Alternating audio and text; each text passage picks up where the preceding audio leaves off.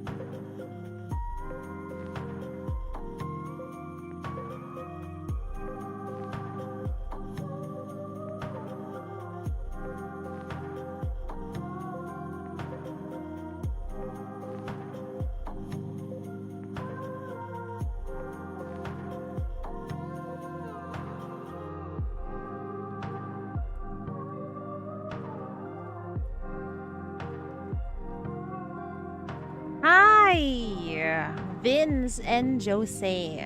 Welcome, welcome,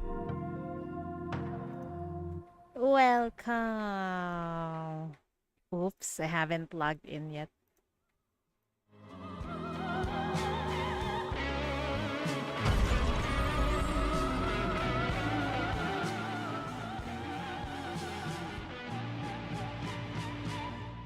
Oh, you actually started playing Nikkei. Welcome. Welcome, new commander.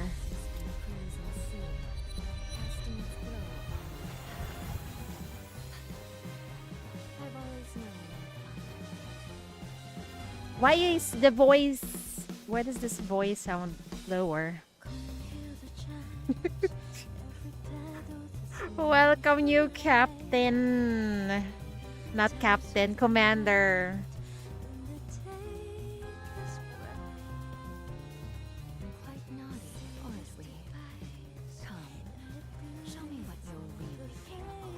Why is her voice so low?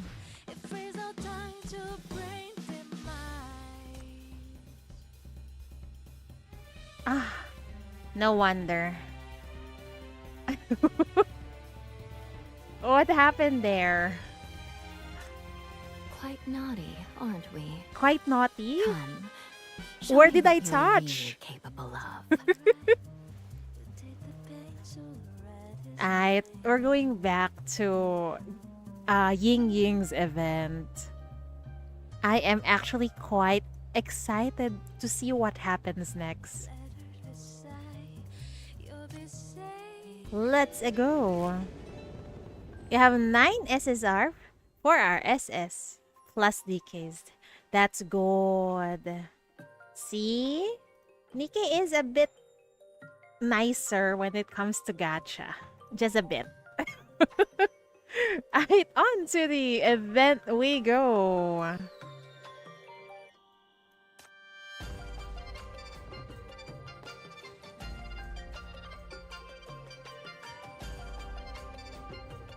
Jose, at this time, of course, at this time. Oh dear. The number of citizens affected by the arboreal mania entity has risen to 87.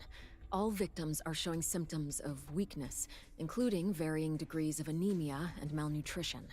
So far, only Chief has managed to regain consciousness, and the reason remains unknown. Ying Ying might have actually helped us get out of the dream last time. Based on the information Chief provided, this new mania entity primarily employs mental attacks. The victim's consciousness becomes trapped in the same illusion, where their life force is drained. Yeah, that is indeed what happened with the chief. FAC frontline units have been deployed to all districts for defensive operations. That thing isn't particularly aggressive and doesn't catalyze any corruptors. But it's expanding way too fast. Just getting close is enough to be affected. We've already lost 3 soldiers to unconsciousness. Oh dear.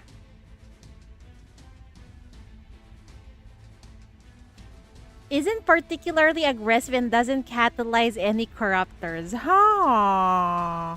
Then what is it doing here? Massive size and sprawling branches. Pinpointing the contamination source will take considerable time. We're working as fast as we can.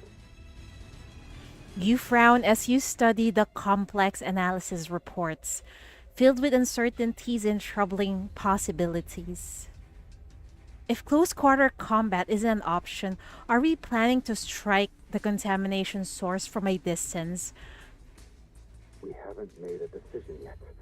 All those citizens have their consciousness trapped inside. We don't know if an attack would harm them, and the number of hostages is still growing. We can only focus on strengthening our defenses to contain its expansion until we either find a way to wake everyone up or ensure we can eliminate the contamination source in one strike. We need more intel and more time.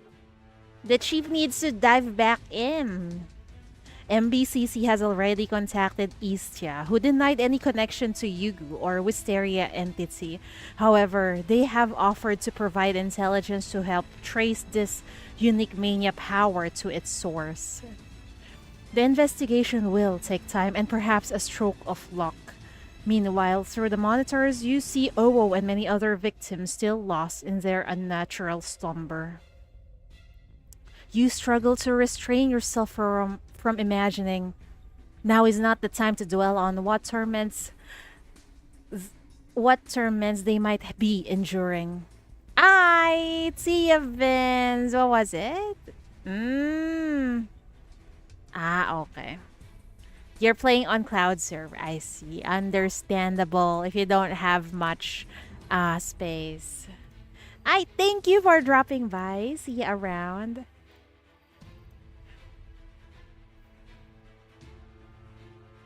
What's the situation with Yugu?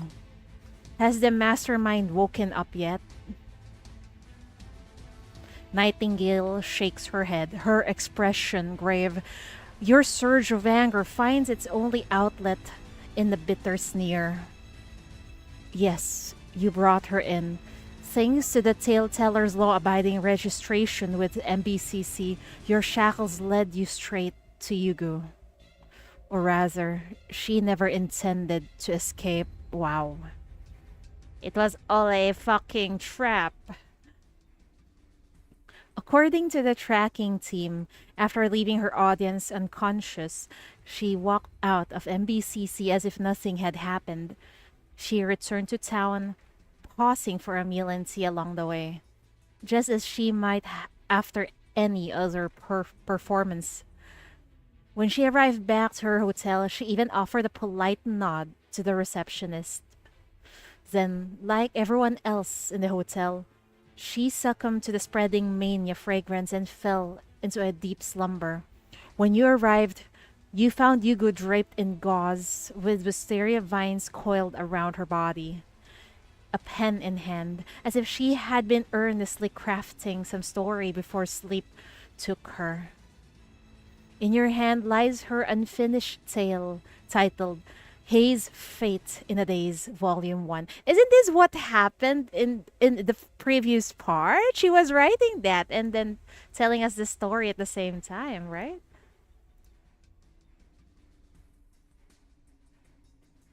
Open and read. The grand fate was but a fabricated legend. Those seemingly kind-hearted locals were all demons and evil spirits in disguise, luring travelers from afar only to trap them in the celebrations. And that millennium-old wisteria did not bloom into a fairy, but twisted into a malevolent spirit. Whether seeking immortality or cultivating dark power, she delighted in luring travelers to her Wisteria Pavilion. With honeyed words and feigned affection, she drains their life force in moments of intimate deceit. What an exquisite tale. Though written on Eastern paper and with Eastern ink, she was thoughtful enough to outline the entire scheme in Dacian. The story remains unfinished, but at the end, she left you a special, thoughtful message. What? Since you alone have broken free from the fate's clutches and emerged awake from this woven dream, perhaps you shall take the mantle of this tale's protagonist. You can imagine the expression on her face as she wrote these words. Even when being transferred to MBCC's special quarantine cell, Yugu maintained that same smile. Whether lost in pleasant dreams or simply amused at having led you into her intricate trap. You grind your teeth. So this is how it feels to be treated as a fool. Here's all the data we have on Yugu. While her power is potent, she's never shown such an extensive range of influence before. A Banyan team has arrived to conduct a thorough examination on her. We've also reached out to Istia for assistance, but the intelligence about the fate is still too limited. We can't verify what exactly Yugu did to cause the current situation, nor can we predict how it might develop. Chief, what do you plan to do now? How do we go back in? You gaze at the dark silhouettes not far away. The shadow of the wisteria looms like a tentacled behemoth from mythology, its branches writhing slowly across this city as they devour the sky piece by piece.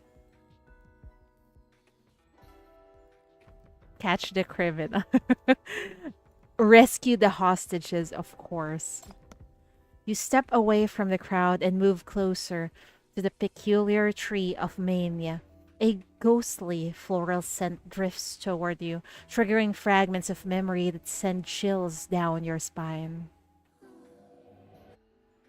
The only fragments linger in your memory, that sickeningly sweet yet ice cold fear awakens once more, growing more vivid with each passing moment.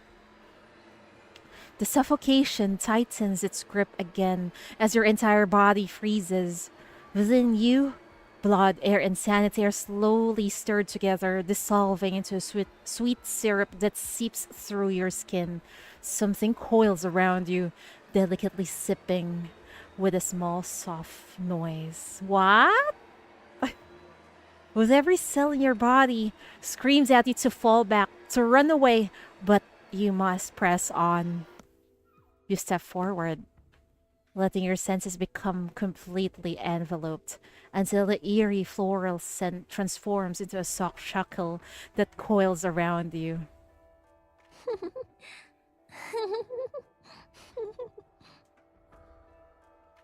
Then your consciousness is completely dissolved and absorbed. Nightingale's it's she's gonna get worried again. Oh dear, we're back. Ooh, the music have become more eerie. It's still seductive. I'm talking about the music, okay. Still seductive, but it's a little eerie this time. Let's see, how's our luck today?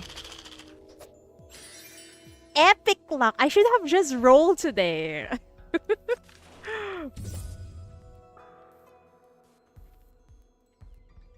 How was that? Hi! Have fun listening to Ugu's story, which eventually will no doubt turn into... okay, thank you for dropping by. Bamboo shadows and plum scent blend. A veil of blossom the branches send. Before the court, twin joys arise, a tavern of spring for wandering eyes.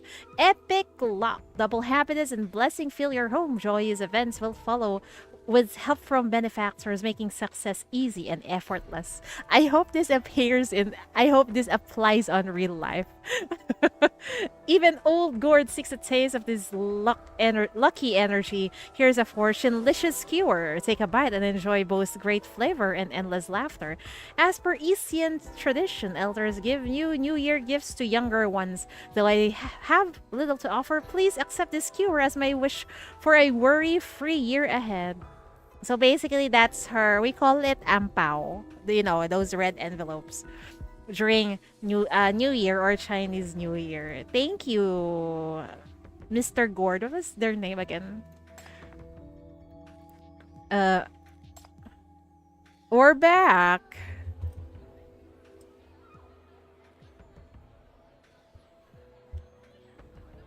As written in the previous volume, with the auspicious day drawing near, the festival street is veiled in wisteria blooms.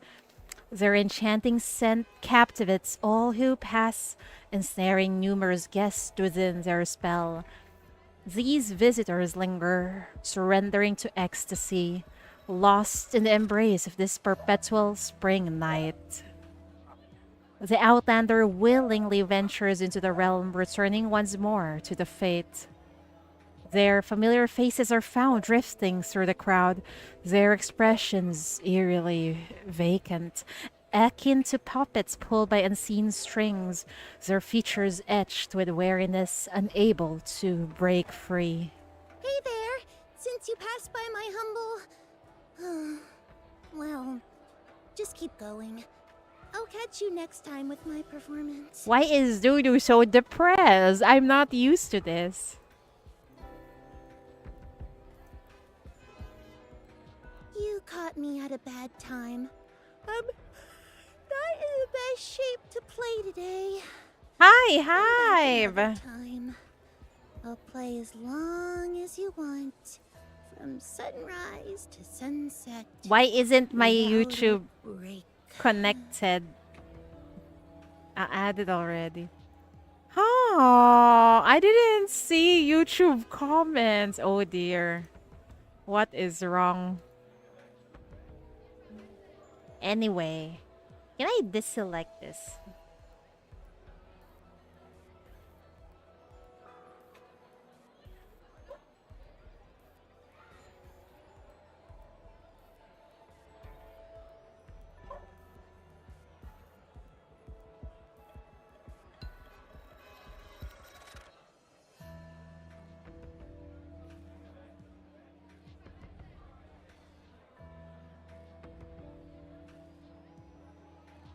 That doesn't have a smile on her face means the world is in trouble. Exactly. Wait, remove source and then select live sources. Okay, activate selected.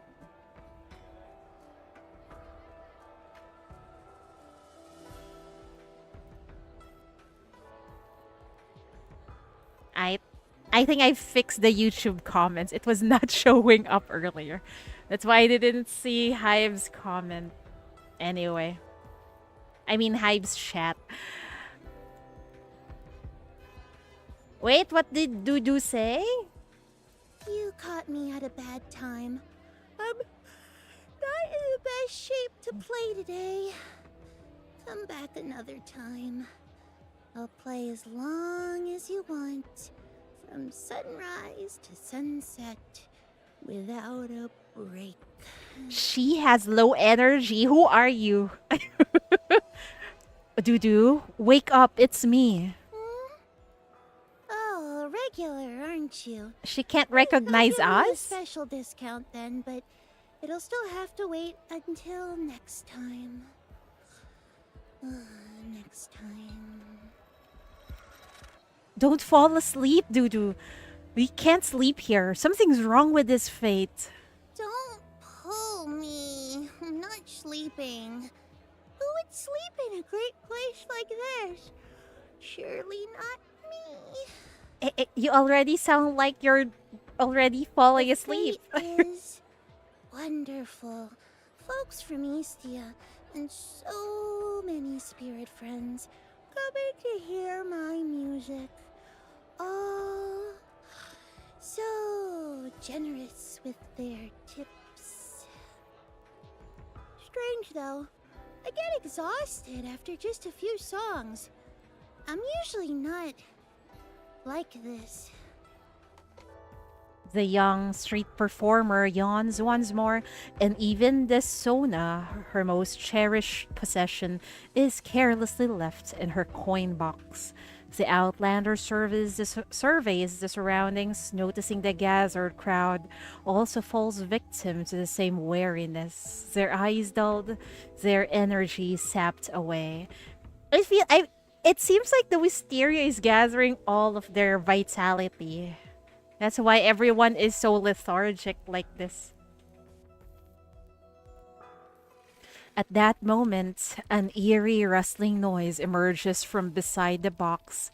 The Outlander glances over, catching sight of a wisp of green mist winding itself around the Sona's shaft. Who's there? Suddenly, a shrill shriek erupts from the box, startling the Outlander. In the blink of an eye, something rams into the box, toppling it over. The Outlander barely manages to grasp the Sona before it tumbles to the ground. Amidst the chaos, a large green mass darts away from behind the box. What is that? Despite the commotion, the street performer remains eerily motionless, as if trapped in a deep slumber. Unable to awaken the friend, the outlander hesitates briefly before deciding to pursue the mysterious green wisp that fled moments ago. Where did it go? It's you?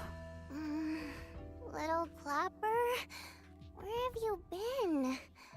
I've been looking everywhere for you. So tired I can barely keep my eyes open. Oh dear, even Owo is known for her she's a bundle of energy, right? She's very sleepy right now. This is alarming. The elusive green wisp unexpectedly peeks out from the lion's head prop. The outlander hurries to separate them, but the drowsy lion dancer stumbles away. Hi, Abesh. Welcome. Oh, I forgot to fix your VIP badge.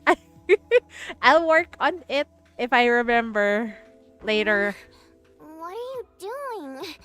Don't hurt my friend. My new friend. My new friend, who, this wisp? Explain to her. I'm not trying to hurt it. Oh, you're feeling exhausted right now, and this thing might be the cause. Will you let me take it from you? It's been keeping me company while I wait for you. Don't hurt the little wisp.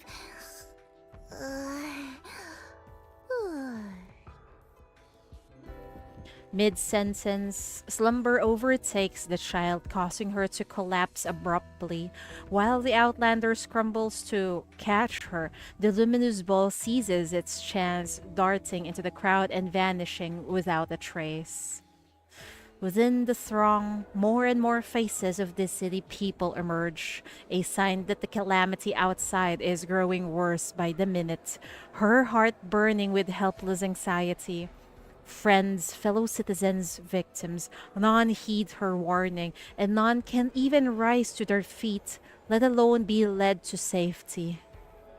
She can only find a secluded spot to shelter the child before returning to the streets. Now, what paths lie ahead? Should the outlander trace this otherworldly fragrance to its source, the millennium-old Wisteria? We have to. I'd rather find the author of this ridiculous story. Ugu, I know you're here. Stop playing the narrator from behind the scenes. I know you fabricated all this, and I know you're hiding here. Show yourself. So I am the one you seek. Quite an unconventional protagonist you are. Yeah, if it were me, I would have seek Ying Ying instead. Because she's like the female lead in this story. Streamer has always had technical issues. Always has been. Very well. Let's see how much truth you can unveil amid this blossom of illusions. The greater your endeavor, the more enchanting this narrative unfolds. I eagerly await your performance.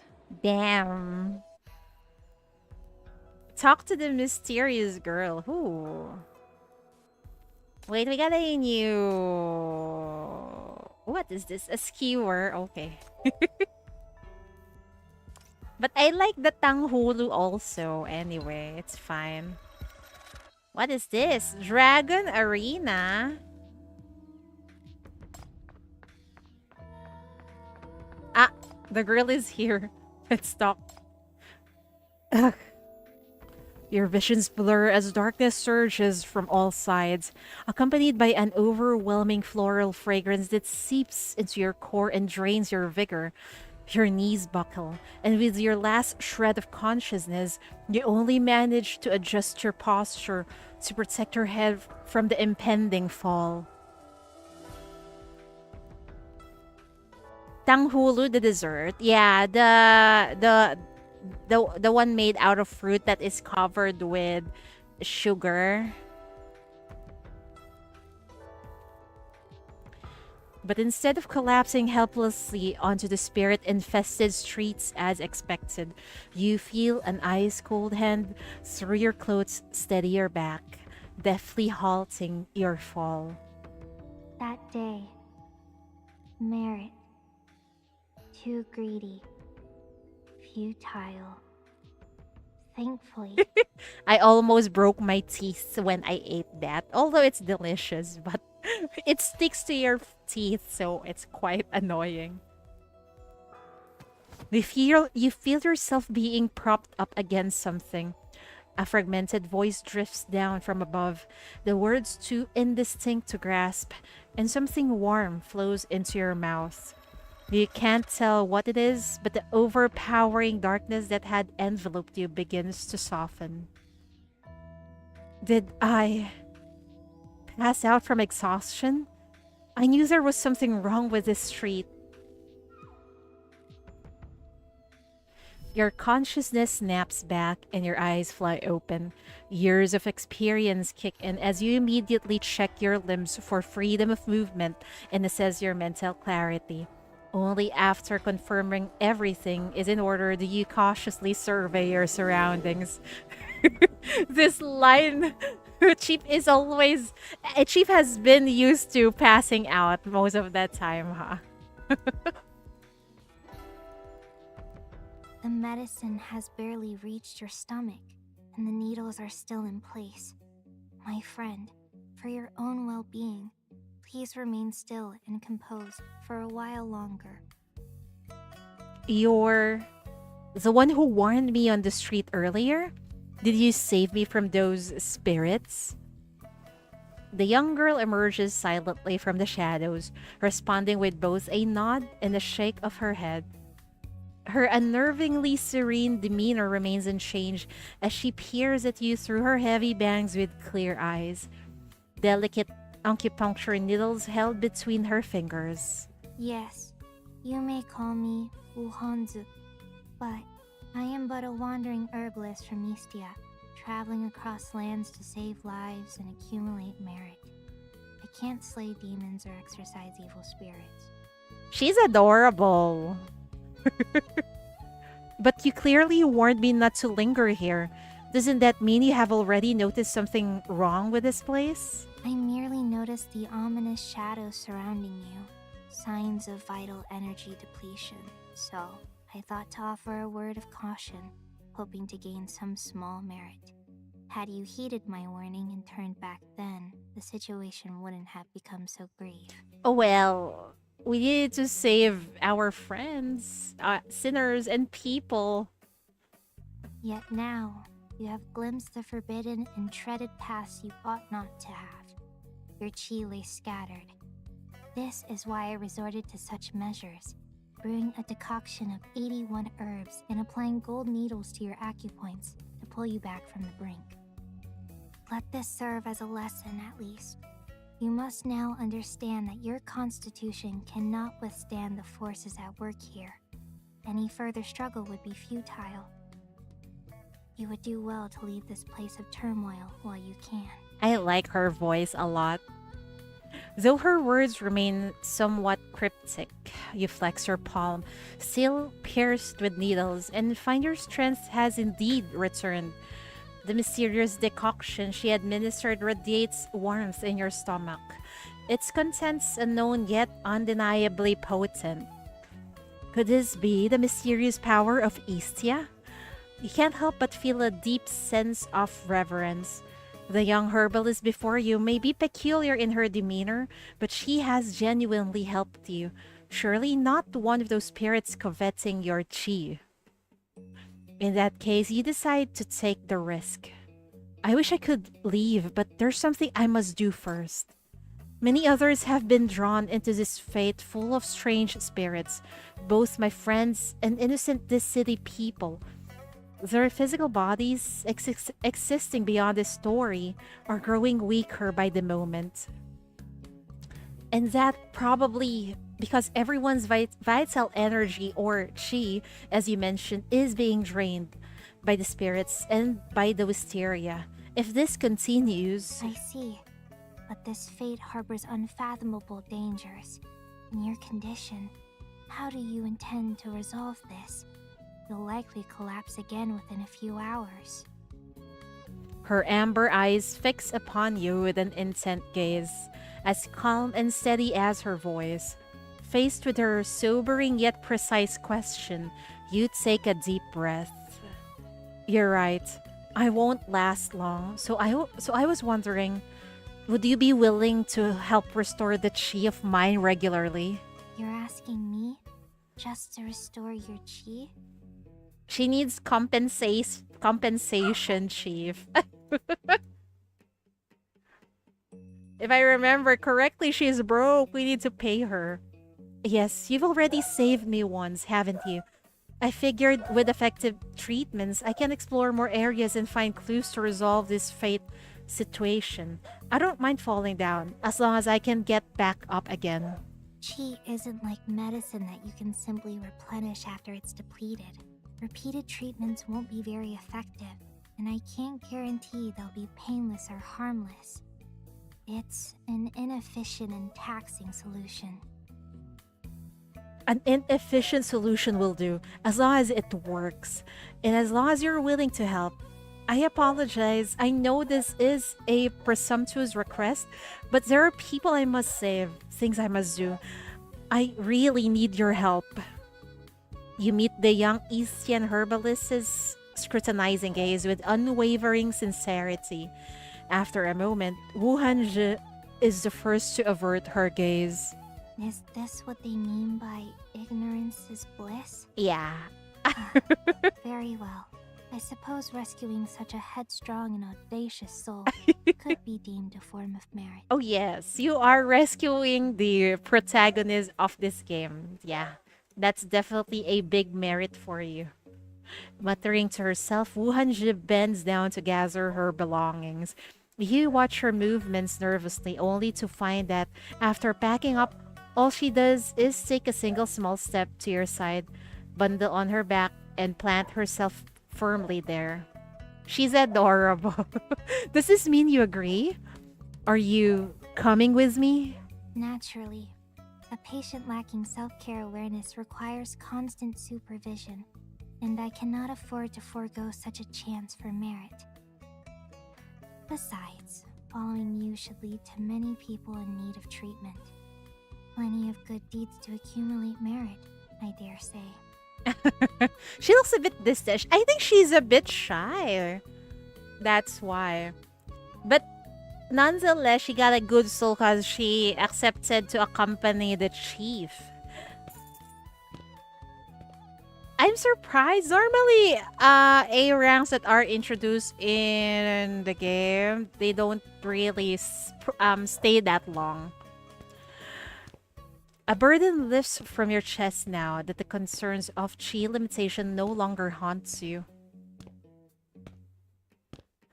Gathering your strength, you stride forward, and the clear jingling of ornaments trails closely behind like a shadow. A smile unconsciously graces your lips. She's our new companion. That's adorable. Wuhuanzi doesn't look like one, but she's an adorable one. So really, is her interrogation already up?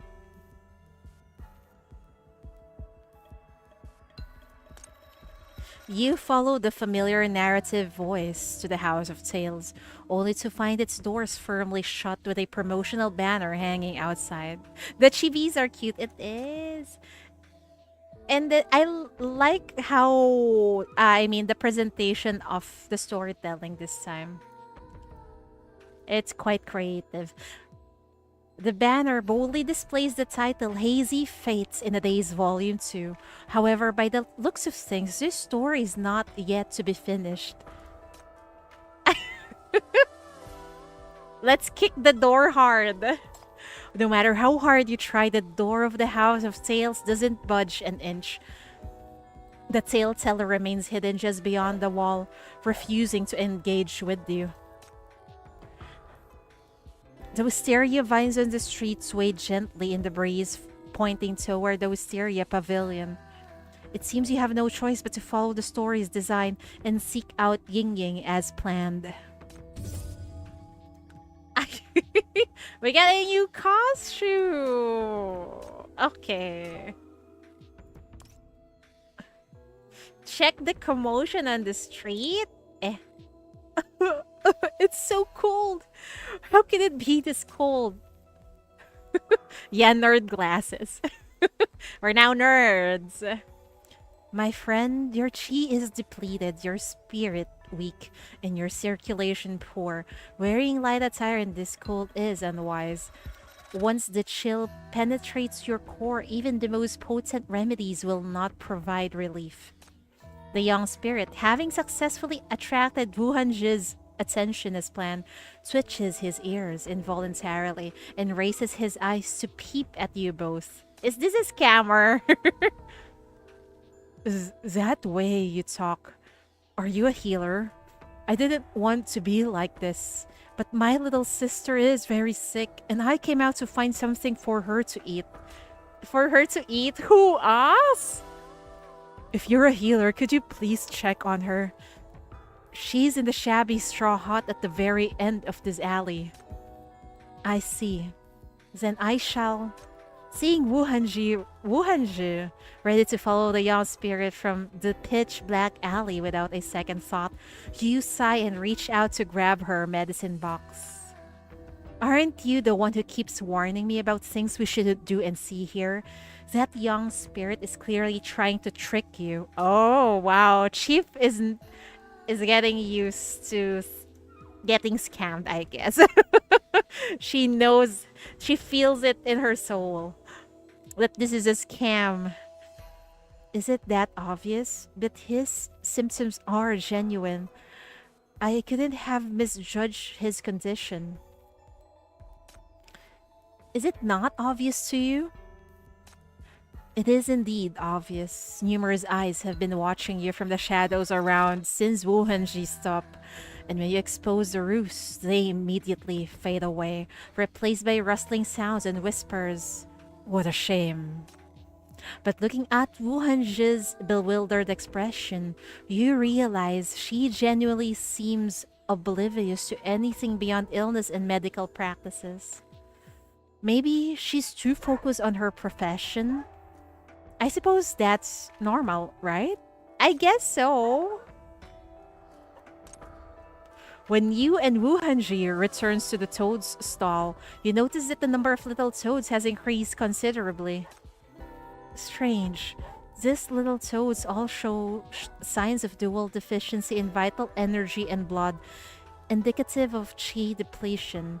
Moreover, their aura feels more human than toad. What? Did this dude turn humans into toads? Ribbit, my fortunate patron, you returned to my humble stall and brought a new customer too? Ready to leap into a few more rounds? Refuse outright. Wait, ask about the little toads. I won't fall for it again, and Wuhuanzi certainly won't either. Your stall might not ask for money, but you're sapping your customers' chi instead, aren't you? And I suspect you've been turning all your customers into toads. Ribbit. So what if I did? These gamblers are never satisfied with when they win, never accept it when they lose. Win, then lose, then lose some more and win again until finally they bet themselves away and become toads for me to command. It's their fault. Ribbit, all of this is nothing but punishment for their insatiable greed. As Gold Toad speaks, it exhales a billow of smoke from its mouth. The smoke metamorphoses into myriad toads that screech as they surge toward you. And Wuhuanzi, why is there a noisy motorcycle outside? He's against gacha players, I know, right? We would have been turned into toads long ago if this dude is already present. We like gambling in our gacha game? What do you mean? Rescue the visitors. Let's rescue them.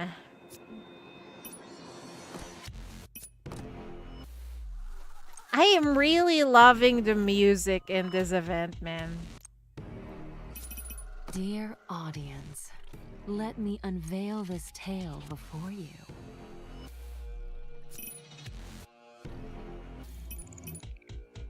Let me be clear. If you insist on putting me on the battlefield, I can't be held responsible if anything.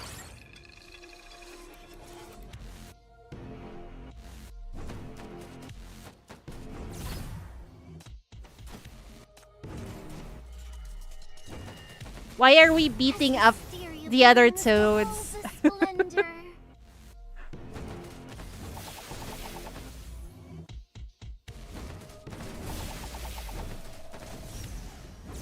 As Wisteria blooms, behold the splendor.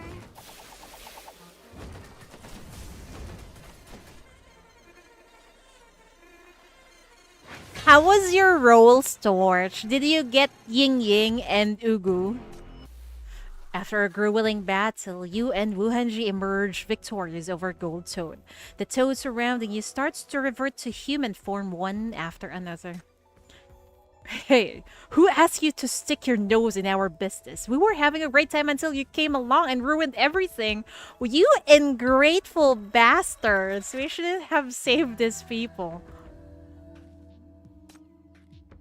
Hey, Toad, stop spacing out. You still owe me a bag of coins. I was about to triple my winnings. Come on, let's get back to it.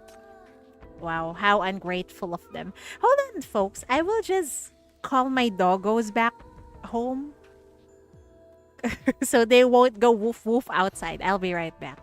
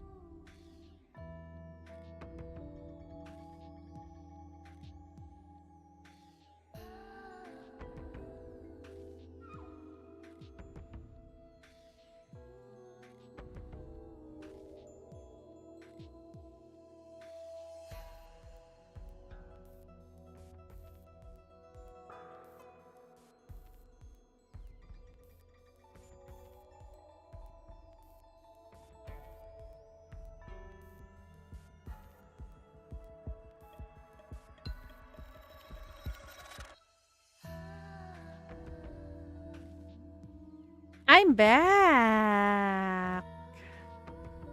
Oh, your Star Rail rules are nice. That's good. Very nice. I'm tired of my Star Rail luck, so I quit.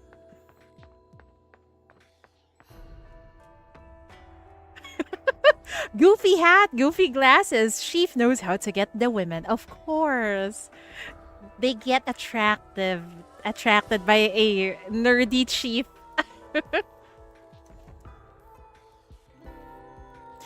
I quit Star Rail.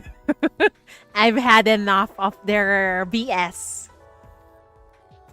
Hey, red-skinned hag, over here. Come on and hit me if you dare. Wow. This monster might look fierce, but she's actually dumb as a rock. Curse you, you vile creatures, ruining our fate. I'll crush your skulls and savor your brains for a feast.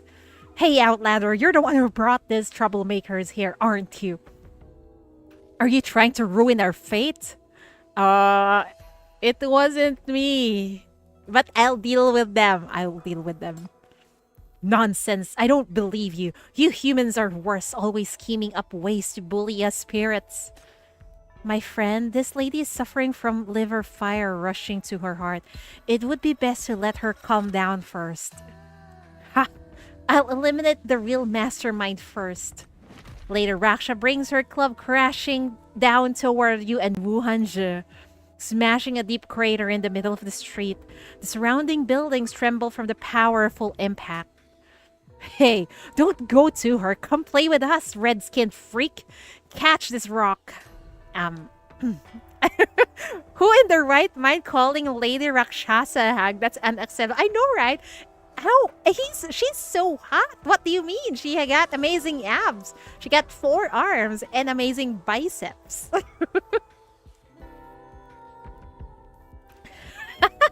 This Eastern story is so much fun. Seizing these monsters is the best. Hey, come and catch us if you can. Lady Rakshasa lets out a mighty roar and hurls herself into the fray against the troublemaking hooligans. Amid the chaos, you notice a package has fallen from her onto the ground. This is a robe?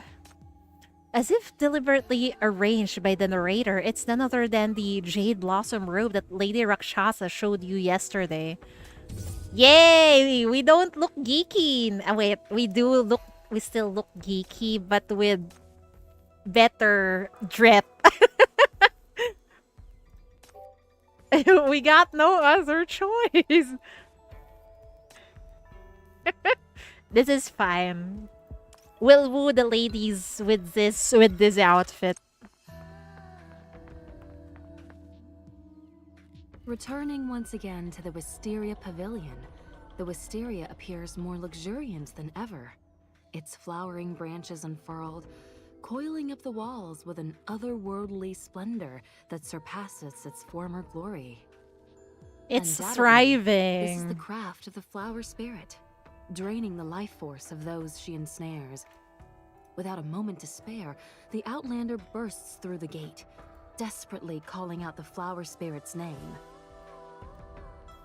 Wisteria. No. Where is Ying Ying? Right this way, esteemed guest. Would you like a cup of tea? Or maybe a delightful musical interlude? Oh, they look so hot also. What the fuck, game? Don't fucking lure me. It's a fucking trap. But I will willingly go there. Oh, here I am, Ying Ying in the flesh. Oh, my dear lady, this is our first meeting. What brings you to call upon me?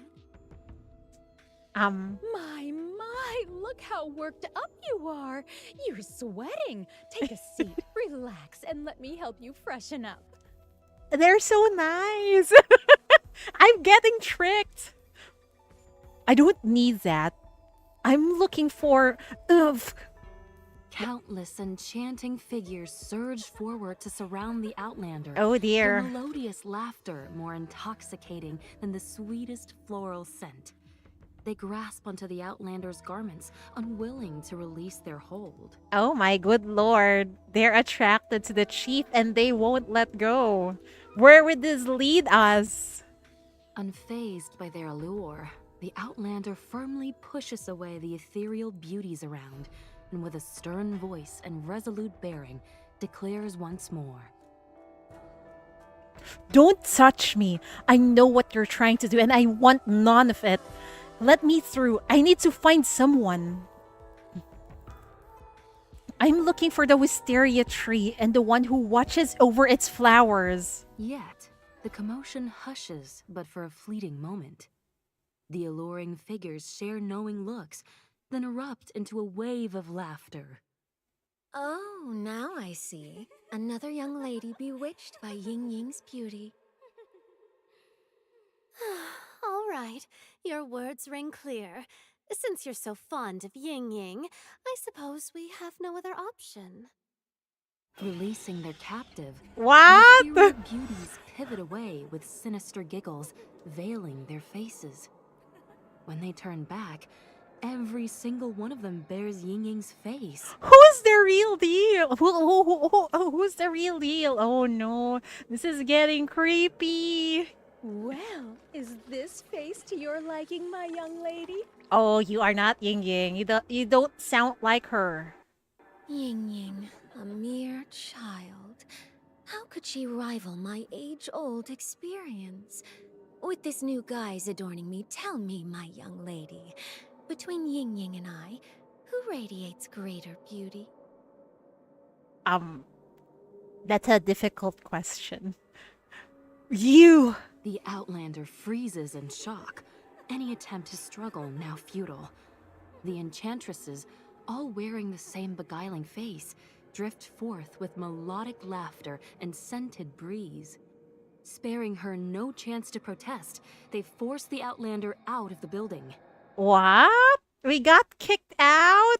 Oh no. Oh, wow. Amazing map. Oh my! If I had known there'd be a fight, I would have dressed more appropriately. As Wisteria blooms, behold the splendor.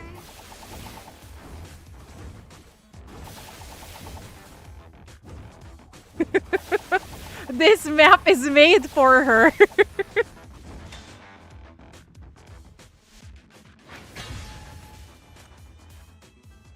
After multiple failed attempts to enter, the Outlander once again stands before the Wisteria Pavilion. Facing its tightly shut gate, she furrows her brow, her heart burning with unbearable anxiety. Chief is simpable. Always has been. That's why the chief have been kidnapped several times, and now she got isekai'd in this place. Each passing moment wasted here means more souls drawn into this sinister fate. These victims merely fuel the mania Wisteria, nurturing its relentless growth until it devours all of this city. How to lure out the Wisteria spirit, and how to subdue her? Through torture? Or perhaps fight charm with charm? Might there be a way to tempt that bewitching being? Damn, fight charm with charm. Are we going to seduce Ying Ying to come to us? Oh wow, we got a long battle ahead. Oh dear. But knowing Chief, she's gonna be she can do that effortlessly, I think. Stop twisting me into your story. I am not a puppet of your narratives, and I have no interest in your tales. Show yourself. How ironic. The one you seek is right here, yet refuses to meet you, hiding from you. The streets now swell with people, citizens of this city, all entranced by the festive revelry. These captives of the flower spirit are now being paraded before you, as if to mock your helplessness. Enough! I don't care about your flower spirit or your preaching. None of this interests me in the slightest. Lift your power, free the hostages. You come face me. All at the fate yearn for another soul.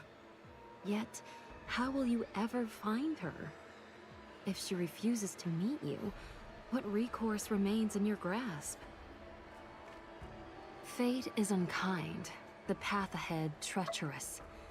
Let us see how far our wayward Outlander can venture. The familiar dizziness surges within you as specks of white light begins to flicker before your eyes. But this time, you're not alone. The prodigious young herbalist from Istia stands right behind you. At least that's what you think at first. Aconite root, pokeweed, datura flower. Datura flower! Just a moment, my friend. This prescription is rather complex. It's quite potent precisely because of its toxic nature. Is she going to poison us? My headcanon is that Yugu is a Fujoshi who is acting as a storyteller just so she can spread her cheesy romance and more fanfic. Ain't that right? She goes on pushing Ying Ying and the chief together in her story. Combined with the time-based acupuncture technique, as long as we calculate the right acupoints at the proper hour, we can restore your chi in no time. Wait, did he just say the medicine is toxic? And what's all this about needle techniques, proper hours, and calculating acupoints? As you watch Wuhuanzi close her eyes and begin making mystical calculations with her fingers, your already spinning head grows even dizzier. All her suspicious behaviors from your earlier exploration flash before your eyes. She let herself get led away by some spirit who was obviously suspicious, volunteer for treatment only to make everything worse, and now she is using medicine made from what might as well be poisonous weeds from this city's gardens. I really might have asked the wrong person for help. Oh. I've calculated which acupoints we need. Please, have a seat. Are we fucked? Are we fucked? Oh dear.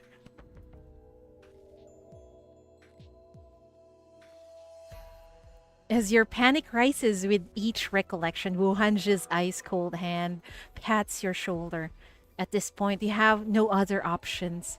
With a deep breath, you resign yourself to following the herbalist's instructions. This shouldn't hurt. You can ease yourself further. Should your muscles remain excessively taut, the task of the needles and accessing the acupoints might be impeded, potentially compromising the treatment's effectiveness. For once, you're actually clear-headed while receiving this mysterious Eastern treatment. Though doubt, though doubt and unease still linger in your mind. Trying to distract yourself, you attempt to relax your muscles while starting a conversation. I'd say I'm pretty experienced with handling pain, so this is more like nervousness, I guess. I mean, I've never had the pleasure of getting the same treatment as a spirit. Is this a standard practice? Rather than a matter of standard practice, I'd say all afflictions, be they mundane or spiritual, are simply illnesses. For us practitioners of healing, there exist only two kinds: those we can cure, and those beyond our reach. That's true. Even the entities you refer to as spirits, their madness, their twisted forms, all stem from illness. Where there is an illness, there lies the potential for remedy. And where healing is achieved, merit is gained. So that's why you never shy away from them, even actively seeking them out to treat their illnesses, refusing to give up even when you might be deceived. Wuhanji nods. All this effort for what you call merit? But those conditions you have been treating, they might already be at the terminal stage beyond saving. But at least she tried. That's the most important thing.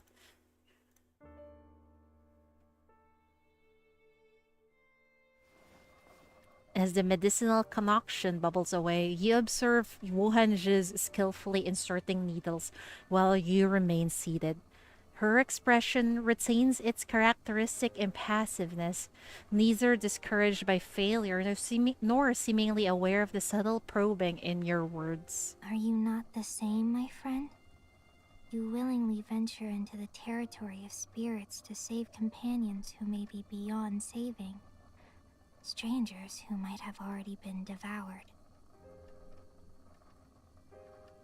You stake your own vitality as collateral, treating your chi as a disposable resource. Yet, deep down, you know full well that herbalists are not miracle workers. I cannot wholly rejuvenate a body that has been constantly pushed to the brink of the terminal stage. The young herbalist from Istia deftly pours the medicinal brew into a porcelain bowl and hands it to you. As you grimace at the visibly unpalatable concoction, her voice grows softer, watching you as if pondering something. To be honest, I've seen many who spurn treatment, harbor suspicions, question my intentions, or hold fast to the belief that mere healing cannot alter destiny. Yet, never have I crossed paths with someone like you, eagerly allowing me to reap merit from them. I can't help but wonder, perhaps my decoction isn't bitter enough? No. Are you saying there are even more bitter medicines? Don't tell me I didn't need to drink something this bitter. You wipe away the involuntary tears brought on by the medicine's pure bitterness, unable to hide your growing suspicion. Wuhuanzi, however, merely lowers her gaze, her lips tightening ever so slightly. Effective medicine often carries a bitter taste, yet increased bitterness doesn't equate to superior efficacy. If stronger bitterness truly meant better effect, I wouldn't mind even if you called me the Yama of bitter remedies. The yam. If only it were that simple. Medicine remains just medicine in the end. There will forever be realms beyond its grasp, pains it cannot soothe. Perhaps that's what you meant by the terminal stage. For now, all I wish is to help you escape this place before that inevitable state befalls you. And if we can save others along the way, all the better. We should really invite her now to the MVCC. She feels like another daughter candidate to the chief. There she goes again. You observe this young Eastian girl whose eerie presence stands out even in this mystical street of spirits. As you silently finish the medicine, she always sees the worst, always speaks of the worst, struggling negatively while enthusiastically giving up. From her cryptic words and contradictory actions, you can be certain of one thing. This young sinner before you must be harboring some hidden truth that drives her to act this way. I guess we need to read her interrogation. Wuhuanzi, in short, a dork doctor who wants karma points but really care about healing people. Yeah, regardless of whatever they are, she wants to save them. Stop Mad Gourd.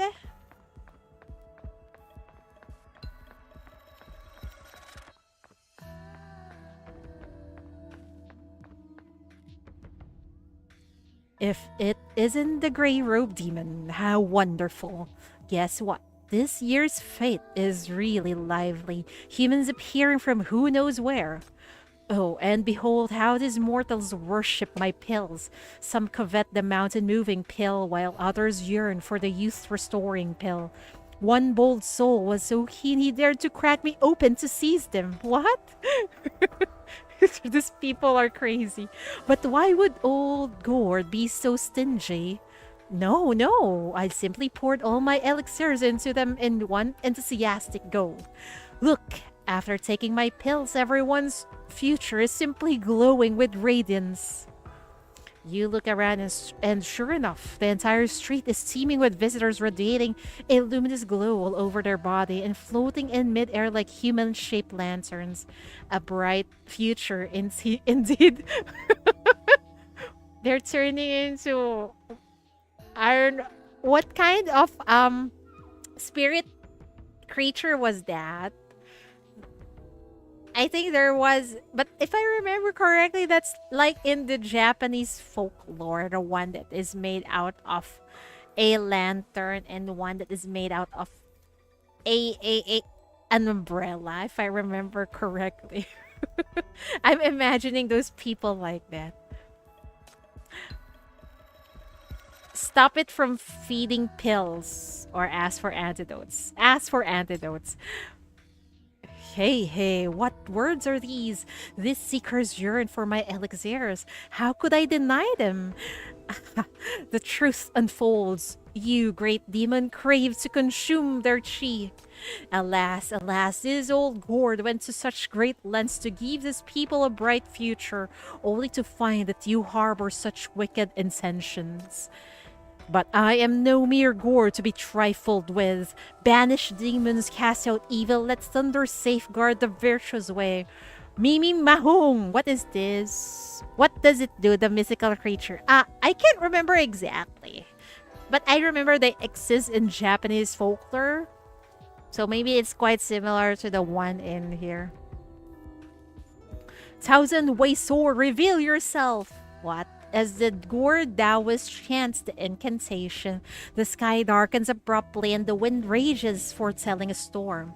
Demonic energy saturates the surroundings as a horde of monsters charges toward you. Watch out, friend. I like how she calls us friend. Yes, friend. Oh dear, what is this map? It's fine, I think. Maybe. Oh my! If I had known there'd be a fight, I would have dressed more appropriately. Dear audience, let me unveil this tale before you.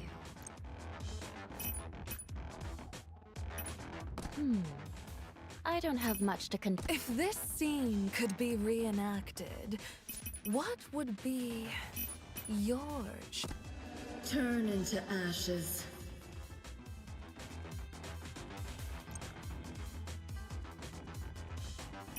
Gonna work.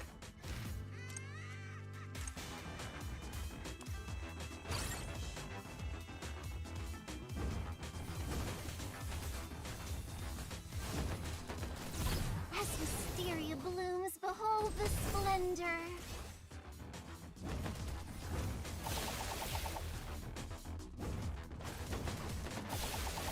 Please enjoy the show. Too noisy. Quiet.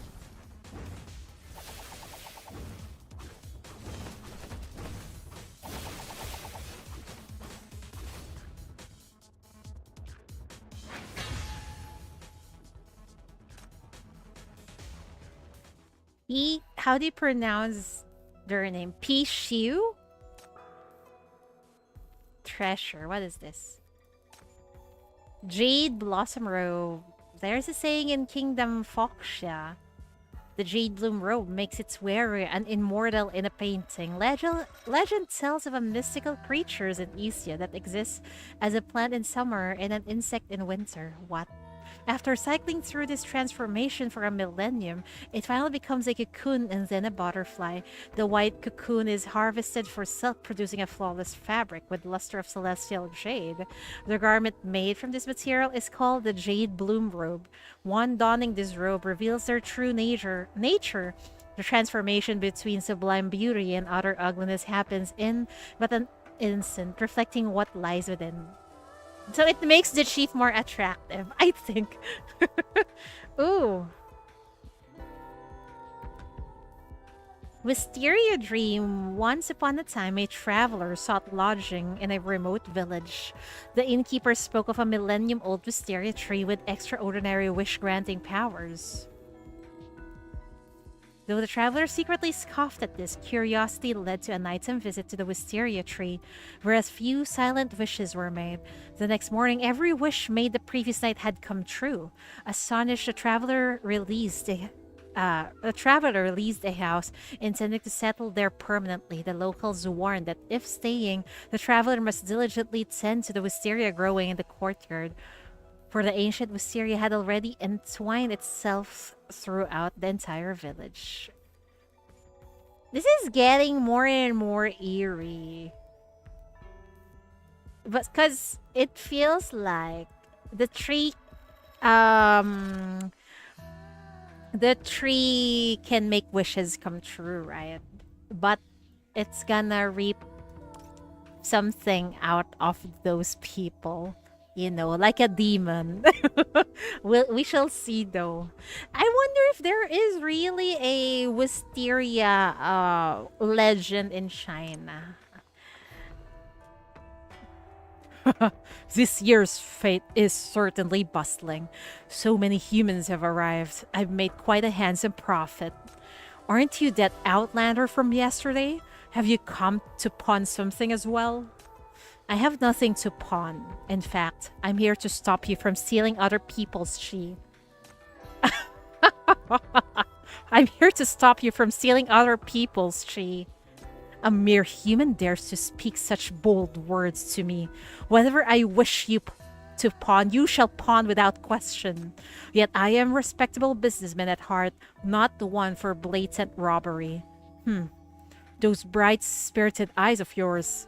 Let's pawn those off first. clouded and dim, hollow and lifeless. One pair of human eyeballs, pawned for 300 silver tail. How do you pronounce this? Tails? I'll go with tails. Tails. Forfeit if unredeemed, to be disposed of at my discretion. Friend, are you alright? Quickly, hold onto my shoulder. Release the shackles. Your vision is stripped away, plunging the world into darkness. You rely on your hearing to discern direction. Quickly grab Pixie Dragon and unleash your shackles with full force. Ow! It hurts! It hurts so much. I can't move at all. What kind of human are you? I'm a human with shackles. Hail, Lady Rakshasa! Help me stop these people. They're causing trouble on the street. It's you again. I'm gonna flatten you out with my club. Pixie Dragon shakes off your hand and quickly flees while the fierce Lady Rakshasa dashes over from nearby. Wuhuanzi, I need you to be my eyes. Shall we go after that Pixie together? Don't worry, my friend. I've traveled far and wide, crossing mountains to gather herbs. When it comes to running, I do have some experience. She knows how to run. You and Wuhuanzi leave Lady Rakshasa behind as you stumble after Pixie Dragon, finally catching up to him. I've paid you fair coin for your pawned item. Why do you keep pestering me? A blind one and a mere girl? Do you really think you can defeat me? Moreover, I've got Lady Rakshasa fighting alongside me. Really? Look what I have here. Ah, that's my wealth-attracting gem. When did you take it? Give it back now. Just now when I restrained you with my shackles. Don't come any closer or I'll smash it. No, don't. I was wrong. That's my precious treasure. I'll give you anything you want. Just please, don't take your anger out on my gem. I'll give you back your eyeballs right now. Rakshasa, don't you make any sudden moves. Quickly your vision returns and the world instantly becomes clear again. I'll keep this gem for now. Once you've proven you can behave yourself, I'll return it. I'll be keeping my eye on you. Check the alley.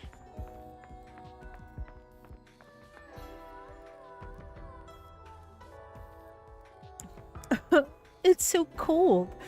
How can it be this cold? Why are we here again getting scammed by this dude? Is this the same spirit from before? This scam is embarrassingly basic and he's not even changing his lines. Will anyone actually fall for this? Wuhuanzi fall for it? Oh no! My friend, your chi is depleted, your spirit weak, and your circulation poor. Wearing light attire in this cold is unwise, girl. Not only did she take the bait, but she's fallen for the exact same line twice in a row. You watch in speechless disbelief as Wuhuanzi approaches the young spirit by the roadside. She seems to have completely forgotten your earlier warning. You start thinking about whether you should stop her again. Even if this is to make a living, it's best not to deceive others.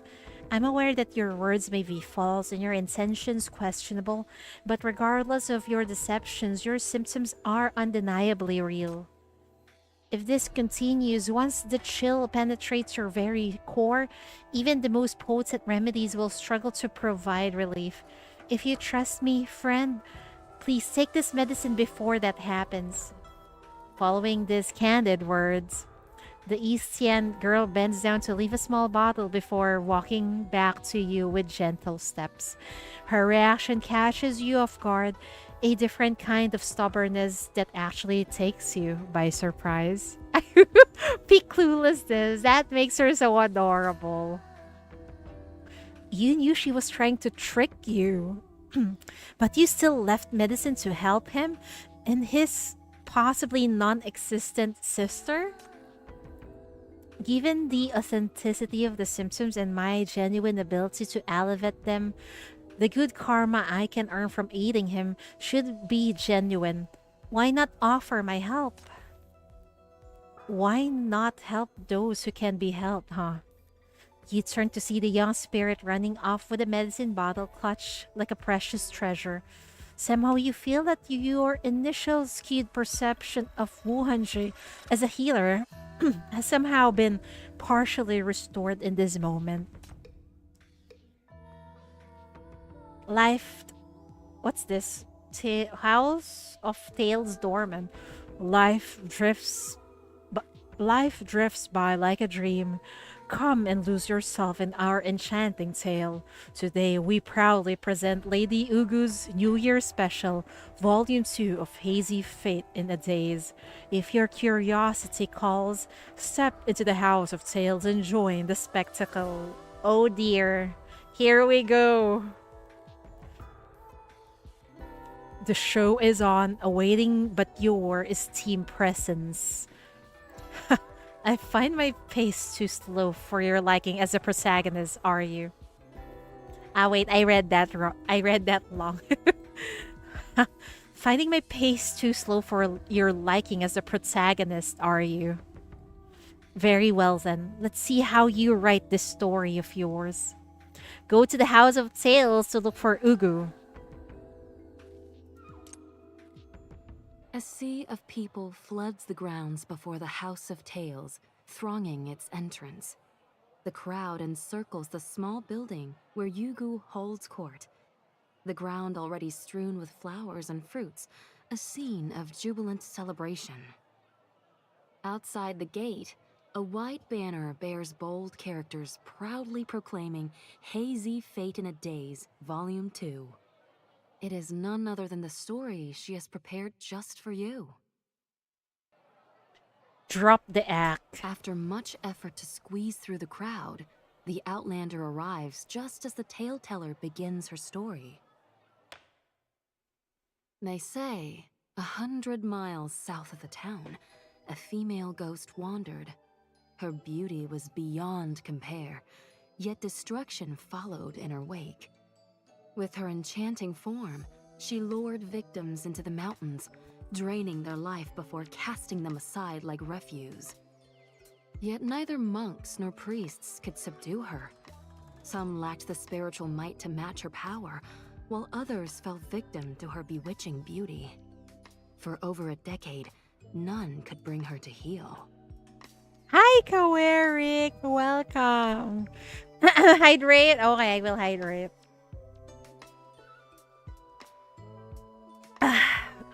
Thank you.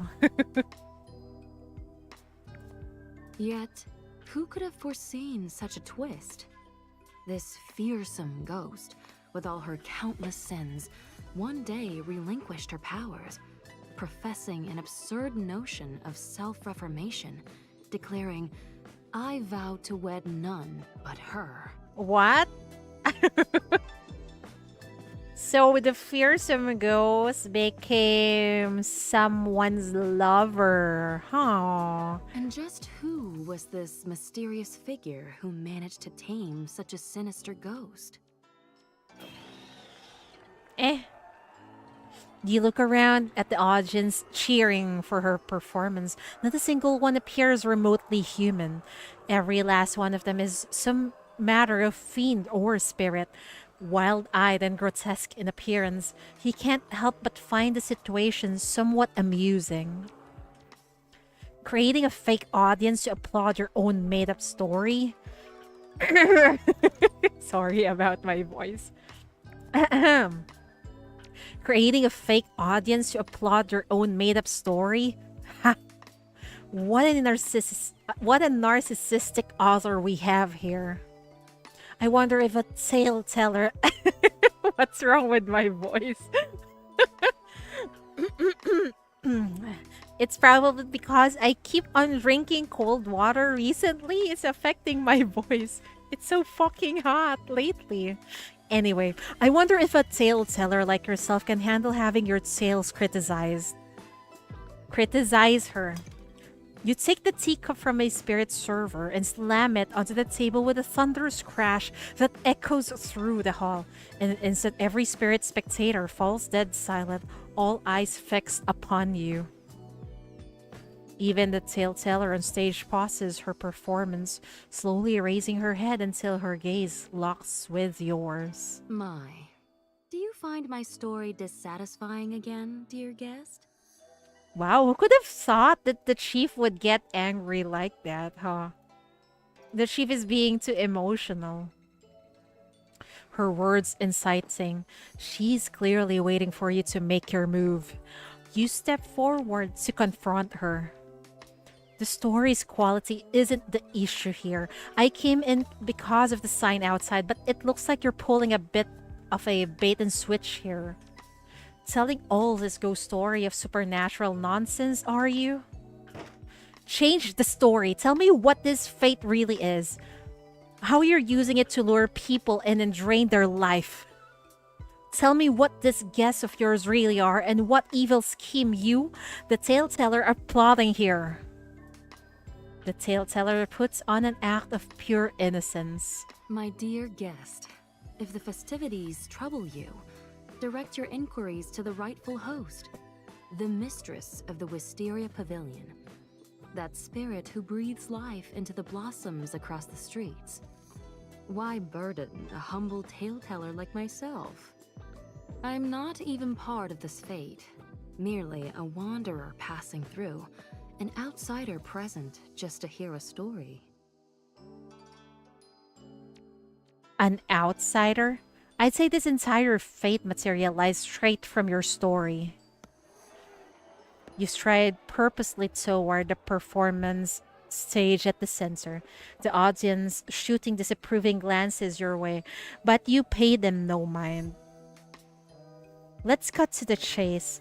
This fate, these spectators, even the ancient tree there, the flower spirit, every single plant and leaf, they're all just illusions you've conjured up.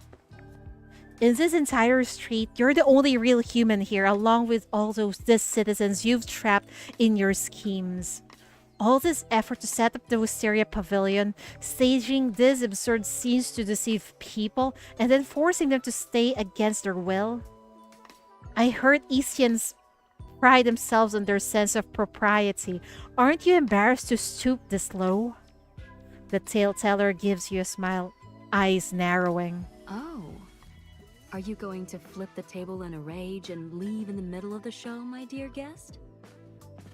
Now that would be too dull of a plot. End this absurd soul-draining fate and release your hostages now. If you follow my script perfectly, step by step, the fate shall end in due time. Why such impatience? Yeah, Chief, you just cannot jump from the intro of the story to the climax. You need to be patient. But I can't blame the chief. A lot of people's lives are on the line here. For the sake of Ugu's entertainment. I'm not impatient. I'm just tired of your story.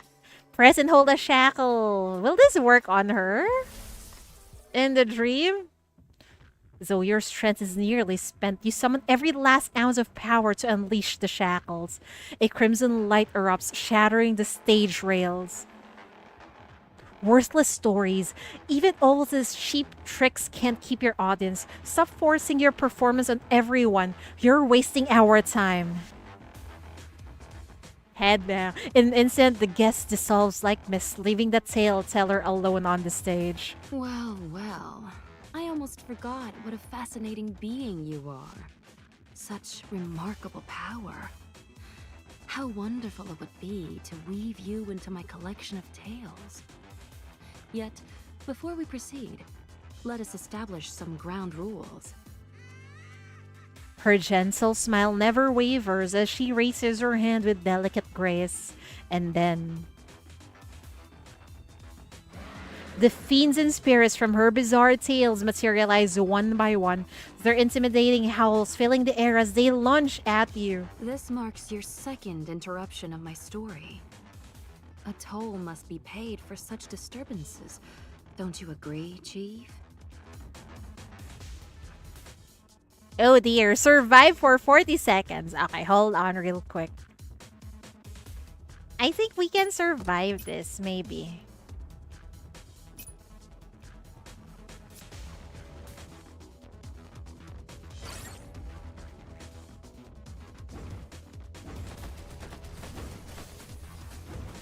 As Wisteria blooms, behold the splendor.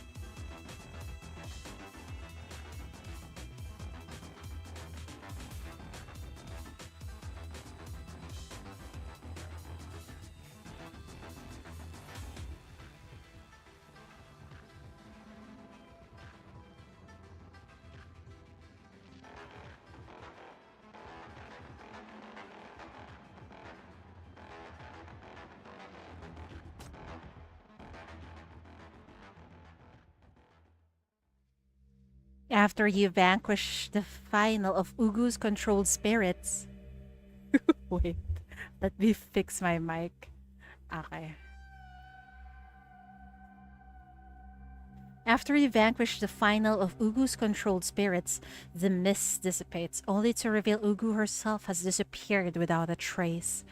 The hall now stands utterly empty, no storyteller, no audience, nothing remains. Ugu! Right here. Ugu's soft whisper tickles your ear, sending chills down your spine, compelling you to hurriedly whirl around. She's at our back? The crimson light slices through the tea tables like a razor through paper, tearing apart space itself. Yet it fails to cut short her increasingly gleeful laughter. I really love this song, man. In the days, Ugu's silhouette appears and vanishes throughout the building, always dancing at the edges of your vision. Such resolve. Are you attempting to dispel this illusion? Rouse all from their reveries and return to your world? What purpose does targeting me serve? If indeed this realm is tangible, the Wisteria spirit would be the true culprit, with your dear Ying Ying as the orchestrator of this nightmare. You should seek her out instead. However, if everything here is but a fabrication, as you assert, a mere narrative woven by a tale-teller, She's really pushing us towards Ying Ying. the real me should have already been imprisoned in the real world by the real you, restrained so tightly that even wings would not aid in my escape. So why tire yourself rushing here to confront me? Still taking me for a fool? In the entire bureau, only when I fell under the illusion, and it happened right when you were telling your story. That's when the Wisteria spirit infiltrated this city. You're behind all this. Is she really? And you deliberately hid in this fabricated world. If I didn't come in after you, what was I supposed to do? Stand out there and rage at your soulless body? Huh? Wow, Chief is so angry. How mistaken you are. I witnessed your plight at the fete, lost in pursuit of the flower spirit. Seeing no headway in the rescue, I dared to venture into this realm to offer you my assistance. After all, you appear utterly clueless when it comes to dealing with spirits. Did you truly believe that sheer aggression and brute strength alone could suffice to slay evil and uphold justice? With her folding fan, she mockingly toys with the luminous thorns of your shackles. Or perhaps you intend to chant divine scriptures to those wicked spirits, to preach ethics, propriety, and moral values until they grasp the enlightenment and transform from sinners to saints. not see the futility in such an approach. A narrative so lackluster would never enthrall an audience, let alone tame a malevolent spirit. You charge forward again, only to shatter another illusion. The real Ugu has been standing on her stage in the distance all along, watching you with an amused smile. I have concealed the key to your predicament within my previous tale, hoping to guide you discreetly. If you had only been more patient and listened until the end, all would unveil itself with utmost clarity. Well, the chief is like most readers.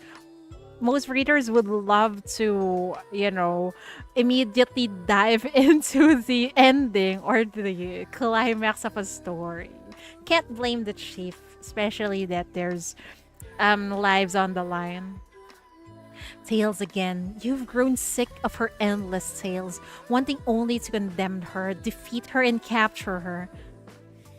However, your shackles defy your commands as the repercussions of your drained life tighten their grip. Wisps of smoke frolic before your eyes, toying with your mind. It dawns on you that Ugu is employing her power to compel you to hear the rest of her narrative. Across the myriad of peculiar tales weaved through time, a common thread binds the most popular narratives of malevolent spirits. Their protagonists seldom required profound spiritual prowess to tame those entities. They either possess charm that bewitches at first sight, or wealth so vast it could make spirits bow to their will. I think the chief is more of the latter. I mean the former. They either possess charm. The chief got lots of charm. The chief is one of us, as always. And if nothing else, consider the young maiden from my earlier tale. The earnestness in her words so profound that it convinced the ghost of the authenticity of her love, touching the ghost's very soul. Given enough time, even the coldest heart can thaw in the warmth of true affection. Standing on her stage, her words coil around you like serpents, slithering into your mind. Her voice draws nearer and nearer until you sense her grinning presence mere inches from you. Love blossoms from 3 yearnings: beauty, power, and genuine affection. Master just 1 or 2, and not only will you persuade the Wisteria spirit to amend her ways and spare your people, she might even sacrifice herself for your cause. Damn. Who can say? You might even amass an entire legion of spirits and fiends under your sway. She's giving us a clue, Chief. You need beauty, power, and genuine affection towards Ying Ying, so to attract her. She likes cheesy romance stories. I'm loving it though, the way she narrates this story. Wait, what's happening with my hand? My dear guest, have you grasped the meaning of my tale? Actually, not yet. Are you really just trying to save Ying Ying from mania? In these mystical tales, the best way to tame a spirit is to become a charming heart taker. Damn! To make them fall helplessly, desperately in love with you. Okay, let's go. Let's go seduce Ying Ying. Oh dear, what the fuck? That scared the bejesus out of me. Suddenly these ladies appear. In the midst of her playful words, she flings her sleeve, and suddenly a horde of alluring spectral women surge forth, lunging toward you. Get out of here! The crimson light tears through the ghostly veils, only to reveal a book hurtling towards you. You catch it reflexively, so written in Eastern script you realize you can understand the title. Of all things, it's called Chronicles of Romance and Lust. What? What are we supposed to do with this? We're going to read this? This sounds so sus. Every secret technique, triumphant tale, and mystical artifact that guarantees victory, it is all inscribed herein. Okay. While countless have besieged me for this tome, my response has always been denial. Yet now, I present it unto you as a gift. Technique, yeah. What kind of technique are we talking about here? I am certain that each word will resonate with you, my dear listener. You hurled the book away in disgust. Why, Chief? I'm interested in reading that. You hurled the book away in disgust, refusing to let it sully your hands. Not everyone in this city has a taste for such wicked schemes, especially not when you're causing this kind of trouble. Tales of the most exquisite beauty, said you? Don't you hear how absurd that sounds? It sounds so cheesy, but why am I enjoying this? Seeing your anger, she responds with a soft laugh. Yet this is precisely what captivates the audience, rendering it beautiful and entertaining in its own way. Did you not find delight on your first visit here? She knows me. I am very much entertained. If existence is already laden with tribulations, why must narratives burden people further? What harm lies in offering the audience what they yearn for? Stories of desire, love, and enchantment? For in truth, I too hold dear their smiles. Same, ma'am, Or same. perhaps you prefer something more unorthodox? Like what? Her smile grows deeper as she fixes you with an intense, penetrating gaze. Oh dear, there's a sudden change in BGM. Oh dear. Indeed. I have heard of your encounters. The black rings, calamities, bitter hatred, painful partings, the grand drama of life and death. Each one eclipses my humble tales of spirits by far. Such tales might not please the common ear, but I find them fascinating. Are you also interested? Well, it's very obvious already. She approached us, so she's very much interested to the chief. If you'd be willing to share them with me, I could write something beyond my usual tales of romance and folly. Something truly remarkable. The air grows cold as she turns to you, her gaze a disturbing blend of sincerity and hunger that sends a chill down your spine.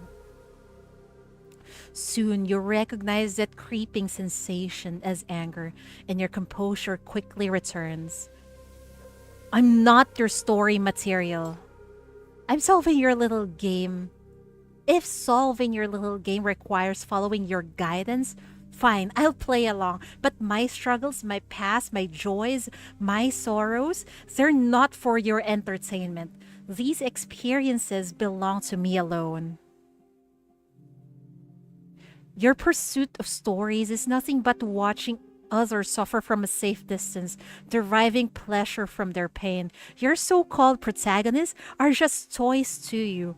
I have no interest in dealing with someone like you, and I don't want to waste my time on you. Ouch. She got rejected. Just a friendly reminder, when setting your traps, you might consider being more careful. Or your toy might just tear your stories apart. Oh, Chief!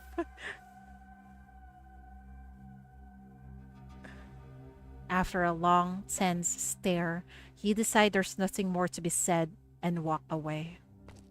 Just before you step through the gate, Ugu's voice reaches you from behind. Aren't you curious about the ending of that ghost romance tale, Chief? I am curious. Why won't you listen to it, Chief? Oh, tell me. Though their love burned bright through the years, the divide between mortal and ghost proved insurmountable. Even in her redemption, the ghostly bride remained a creature of darkness and malice. Oh dear. Sapping her beloved of her vitality. Oh no, it's a tragedy. Despite pledges of everlasting togetherness, the maiden withered away, her existence waning like the setting Is sun. this a warning for the chief? Oh no. If we try to save Yingy, is this what's going to happen also? Oh dear. Hi, Ethan. Welcome. I'm sure this woman writes some wild smut fic in her spare time. I'm sure she's a very good storyteller. And thus, under the veil of a moonlit night, the ghostly bride vanished. In her wake arrived a wise monk, offering the maiden a golden pill of remedy. At once, her vitality returned, her ailment cured. Yet as soon as her health rebounded, the maiden anxiously inquired about the whereabouts of her vanished beloved. Where, indeed? The monk offered no answer, merely uttering, "The debt is paid. Let it go." And thus concludes this tale, a most joyous ending. What do you mean joyous ending? That's a tragedy. Your audience also enjoys this kind of story? She keeps smiling at you. After what feels like an eternity, she finally speaks in a soft voice. No, this is the kind of story I personally relish. I adore it so very much. Damn, you like tragedies? Well, same. Go on then, my dear protagonist. I look forward to your interpretation. You say nothing more and stride out of her house of tales, with her meaningful gaze following your every step. Have Wuhuanzi replenish your chi. Though I suspected as much, aren't you perhaps putting too much faith in me? I have mentioned before that medicine isn't omnipotent. If you keep depleting your chi like this, not even divine intervention could save you. We believe in you. You're the only one we can trust right now. Wuhanji's already subdued demeanor has noticeably darkened further in response to the current circumstances. You're certain you're not imagining it. Her words trail off, almost merging into a sigh, prompting you to jump in before she can proceed. This will be the last time. What? I promise, I've gathered all the artifacts Yugu mentioned, so the Wisteria Pavilion should open its gate. I can go in soon and put an end to this fate. So, is this last treatment to be both your rejuvenation and parting blessing? You seem quite certain that all answers lie within the Wisteria Pavilion. well, Yugu keeps on pointing us to that direction, so we need to save Ying Ying. The young Isian herbalist lets out a sigh and helps you sit against the wall as usual, though her movements are slightly rougher this time. You fight the urge to rub your throbbing temples as you look up at her clearly disapproving expression. I can't say for sure how much of Ugu's words hold true, but I know without a doubt that the Wisteria Pavilion is the core of this fate.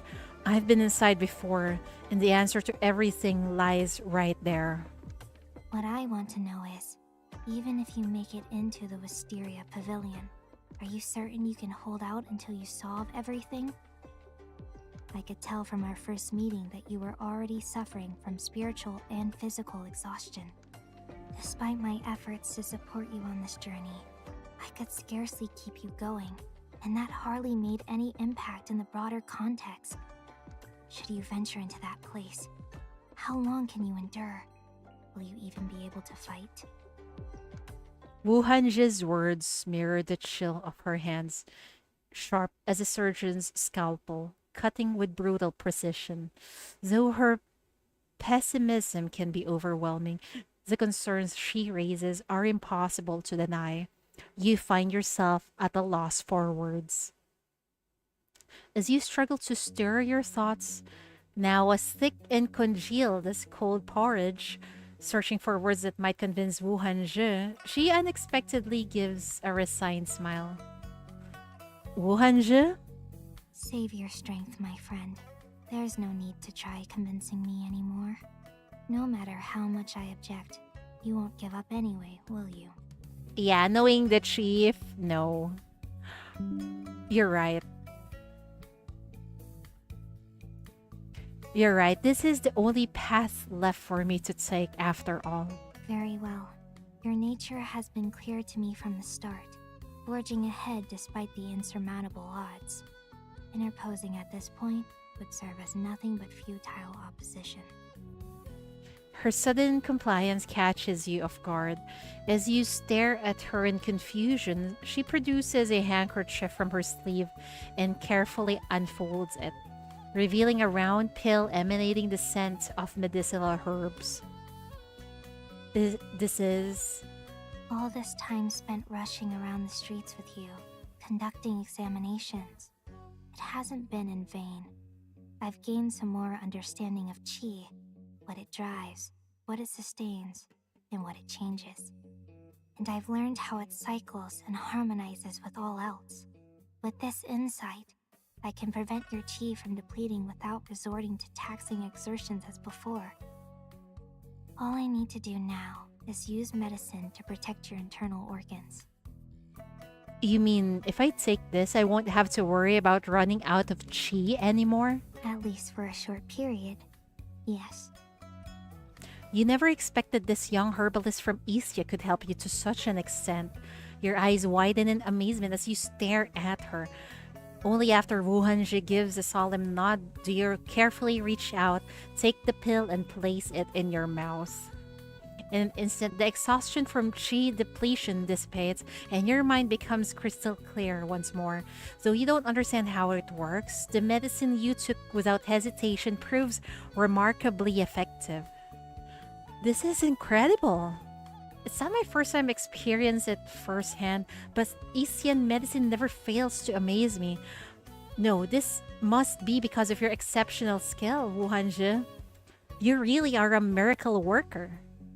Even if it's only temporary, finding a solution to this problem fills you with joy. Like discovering a precious treasure, you shower Wuhuanzi with praise. Even your upcoming mission to the Wisteria Pavilion, which you were unsure about before, now seems more promising. Yet Wuhuanzi shows not even a trace of joy at your praise. She shakes her head ever so slightly as a deeper melancholy clouds her weary eyes. Miracle worker. If only there were true miracle cures. If only there were miracle herbalists capable of saving all. But regretfully, this medicine only offers temporary relief, a brief respite from your troubles. That's more than enough. I can't expect you to solve everything, can I? I'm the one who chose to save the people trapped here, to deal with this dangerous fate. Even if the medicine wears off, it's my responsibility to figure out what to do. Solve. Such a vague word. Just like cure. These are things I truly cannot do. Her words Her words leave you momentarily puzzled, but the young girl from Istia seems to have no intention of making herself clear. She simply raises her head to gaze at the magnificent building in the distance, its gate tightly shut. Her expression is a paradox, both steeled for battle and resigned to defeat. Heal one patient and another appears. Mend old injuries, only for new ones to form. Patients like you, who need treatment again and again despite our best efforts. That is the norm for us herbalists. We are truly powerless, forever fighting a losing battle. Yeah. Well, it's how people are, even though they get injured over and over again, as long as they're fighting for what they believe in. At the risk of their lives, they do it.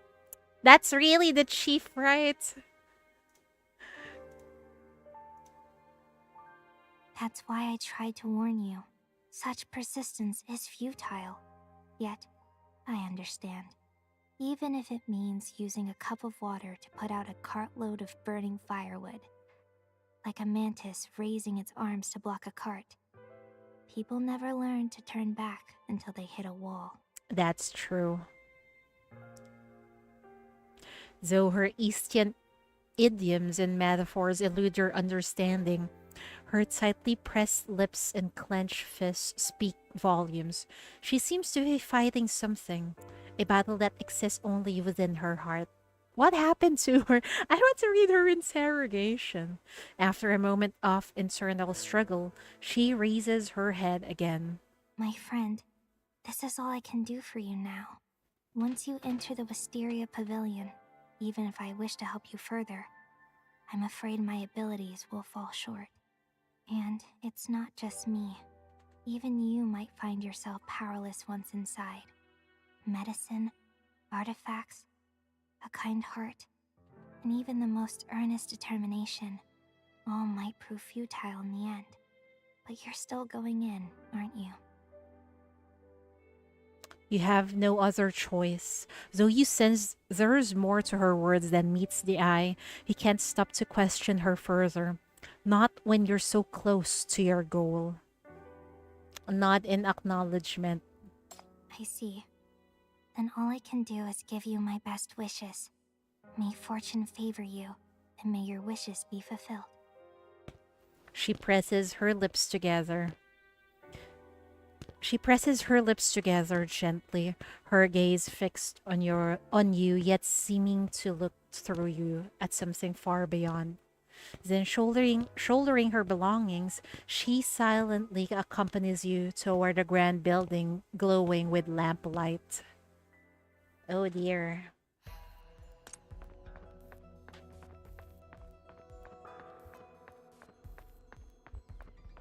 They say the Outlander returns once more to the Wisteria Pavilion. The gate remains sealed shut as exotic blossoms exhale their fragrant allure. Bewitching, ghostly chuckles send chills up your spine, seemingly poised to drain your life force anew between breath. But this time, the Outlander comes prepared, armed with 3 mystical artifacts and fortified by the divine herbalist's protective elixir. All stand ready. There is naught to dread. Beyond this gate lies the Wisteria spirit, whom you have sought so desperately. You're quite the chatterbox. I've never seen Chief so pissed in an event. Holy fuck. Chief has been so pissed in this event, man. She's so angry. I don't need your encouragement. I'll go in, but not to play my part in your story. I only do what I believe is right. Indeed. The protagonist of this tale is anything but ordinary. Now, let us behold how her peculiar festival encounter unfolds. I love this side of the chief, I know, right? Enter through the gate. Let's go. What awaits us again in here? Well, well, if it isn't our persistent young lady again. How many visits has it been now? Such a delightfully stubborn soul. Yeah, that's the chief, all right. But love-struck fools like you are a common sight around here. If we let you in today and someone else tomorrow, the Wisteria Pavilion's threshold would be worn to dust. Off you go now, off you go. This is no place for ordinary folk, and our precious Ying Ying isn't someone just anyone can meet. The ladies approach with melodious laughter, moving forth to usher you out once more. Yet, a shift in the air is palpable. Upon closer reflection, a revelation begins to dawn on you. Might it be that the flower spirits deem you mundane? Lacking the brilliance to captivate their gaze? How do we seduce these ladies? Perhaps a treasure lies in your possession that might turn the tide. Okay. Present Jade Blossom Robe. The jade blossom robe it is. Oh, The Outlander cheap! draws forth the So jade hot! blossom robe, and suddenly it erupts in shimmering radiance, draping around her like spring vines. In the blink of an eye, the once ordinary Outlander transforms into a figure of sublime grace and elegance. Oh dear, Chief is now part of the story. Wow, Chief's so hot, right? Oh my. Oh my indeed. Oh my. Oh my. Oh my. My. No wonder they all say clothes make the person. Just one change of outfit and you're a whole new being. Just look at that lovely face. It's that easy. We just need to change clothes. What the fuck? Someone with such a lovely face couldn't possibly be a bad egg, right? A pleasing appearance is all well and good, but youth fades like a summer breeze. How often has surface judgment led to lasting happiness? What our precious Ying seeks is a lifelong commitment. How do you show a lifelong commitment? Do you give that person a ring or something? Oh, right. A pretty face alone won't get you far in life. Young lady, if this is all you have to offer, we cannot bear to see Ying suffer any hardship. It's best for you to leave. Just as things begin to look up, fate deals another cruel hand. The ladies exchange meaningful glances, their demeanor frosty again towards you. It seems they seek not just a gilded exterior, but the weight of true worth within. Now then, might your possession contain... Save your reminder. Present wealth attracting... So you change your clothes and you need to be filthy rich. Money. It's all about money. Present wealth attracting gem. Oh my, what's this? Such a magnificent gem. Please keep it away. The brilliance is nearly blinding me. My. What a pretty little gem indeed. I'm not quite versed in such things, but is it something particularly special? I'd say it's worth enough to buy out the entire street outside the Wisteria Pavilion. Is that so? Could this be the legendary heirloom of some noble lord? Like straight out of a love story? Are we actually living one of those stories right now? Oh my god! This is like, I don't know if you guys read some Jose manhwas. You know, the one like, or even K-dramas where the CEO falls in love to a ordinary office worker. It feels like the same trope. They need to be rich. They need to dress well. I wonder what's the third one. Let's not get carried away, sis. Who's to say if this gem is even genuine? Even if it is so, that hardly proves anything. For all we know, you might lose your senses one day and gamble away everything at Gold Toad's place. You don't watch K-drama. It's fine though. You can find the same trope everywhere. If you watch, you know, those that are targeted to ladies. Oh, yes, exactly. We've seen plenty of people flashing treasures while not even having a steady job to their name. Why should we make an exception for you? I wonder what's the third one. Faced with the relentless scrutiny and questioning from them, the Outlander grows flustered, unable to defend against their accusations. Left with no choice, the Outlander reaches into the pouch once more, deciding to let the evidence speak for itself. Hand over the bank card. Bank card? Am I over to those platinum cards. Hand over the bank card. This is my monthly payroll card. Was I positioned details on the back? My hours may vary, but I do have stable incomes. Plus, I don't have any costly vices. Wait, wait. This is like, are these the parents of Ying Ying? We're applying to, oh, what's the term for that? We're applying to be the husband of Ying Ying, not the MBCC bank card. Wait, I thought we're broke. I thought the chief is broke. Well, they don't know what's inside anyway, so it's fine. How to get the women with easy steps. Oh, a civil servant. Oh. Well, that's not bad at all. They seem Though impressed. The place might be a bit far.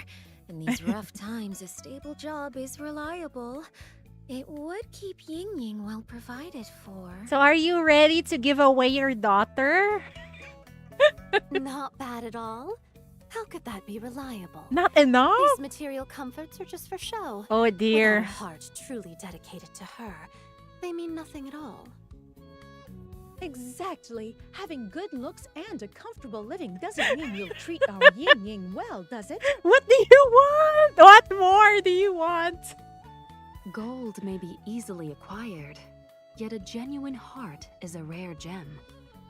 In but a few exchanges, the ladies reveal their third trial to thoroughly test the sincerity of this outlander's heart. Okay, then what's the trial? Now, that secret tome might just prove useful. No! Surely you have memorized all those romantic verses and love poems for wooing fair maidens by now? No, not this! Oh no! Isn't this cringe? Oh dear. Are we fucked? Oh my god. Let's go. Recite romantic verses from Chronicles of Romance and Lust.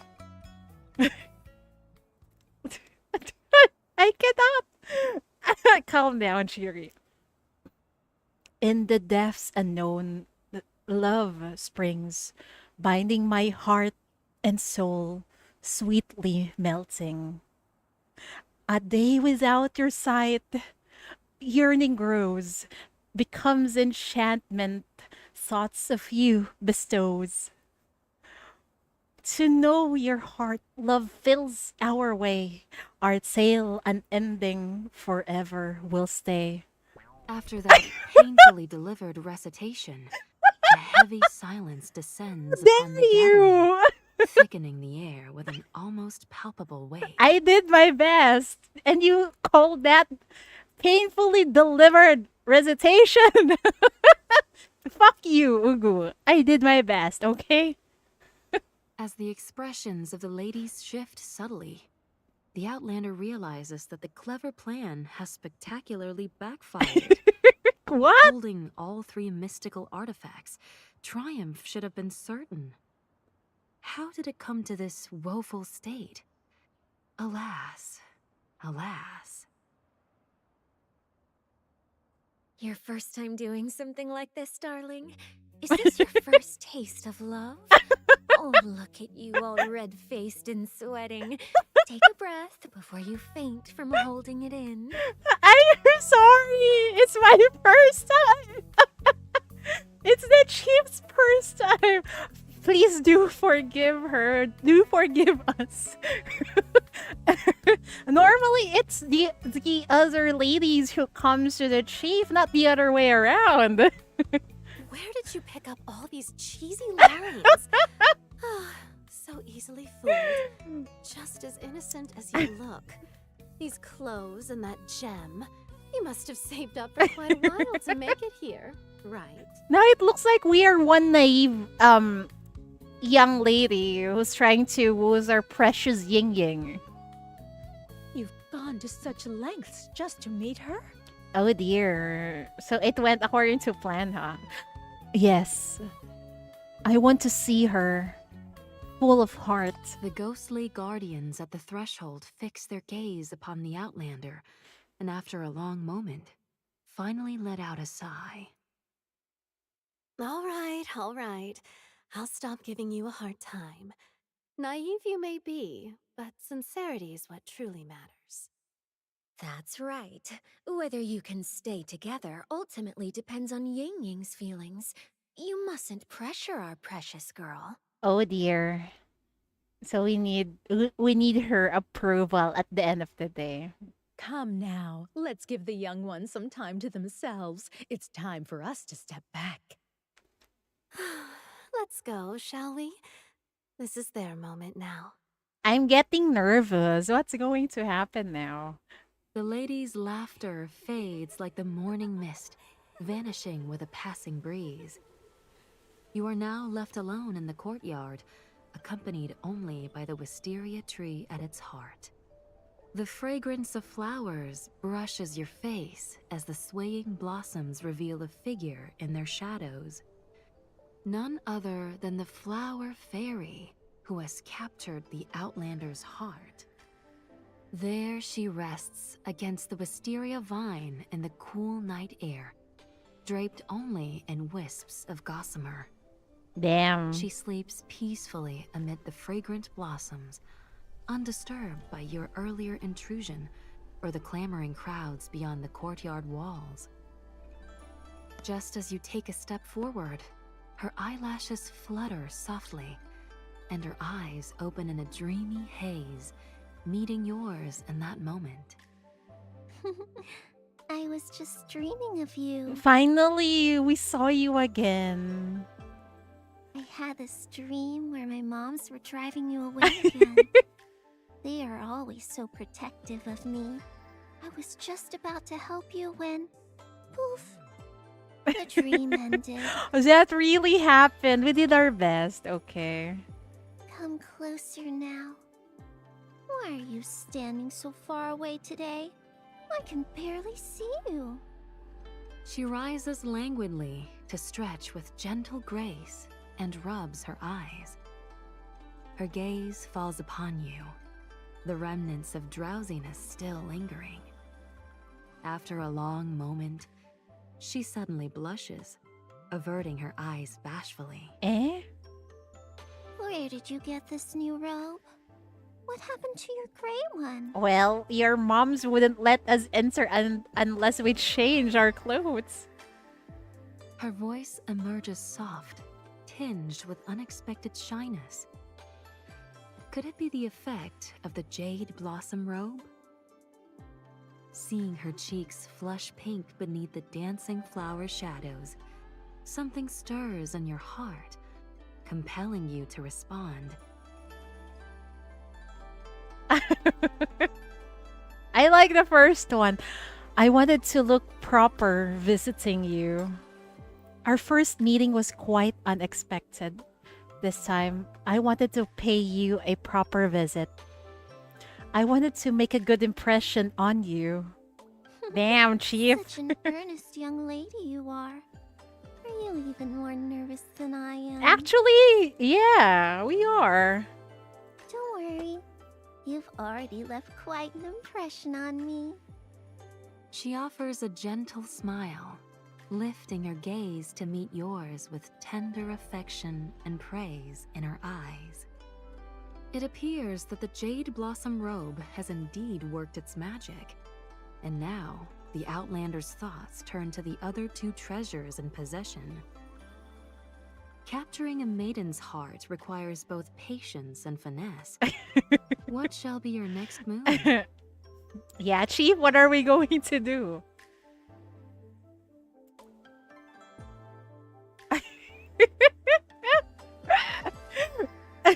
I don't want to offend Ying Ying. I'll go with Ugu, okay? Present the wealth attracting gem. Are you sure this will attract her?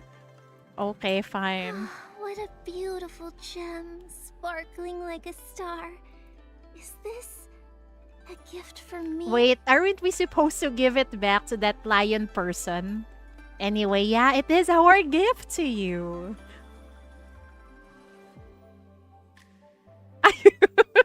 Give it back, it belongs to someone else. Yeah, we should woo her. Yes, because it reminds me of you. It reminds me of you, how its radiance shine even in the darkest night, much like your eyes. That's why I used up everything I had to get it for you.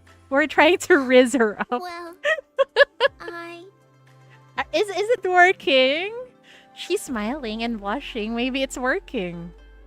Such honeyed words ignite a deeper blush upon the flower spirit's cheeks. Let's go. Her lips parting, yet no words finding their way out. Behold our Outlander's charm. Even without the aid of mystical artifacts, you could effortlessly kindle flames in one's heart. Why not seize the moment and secure the deal with a third treasure?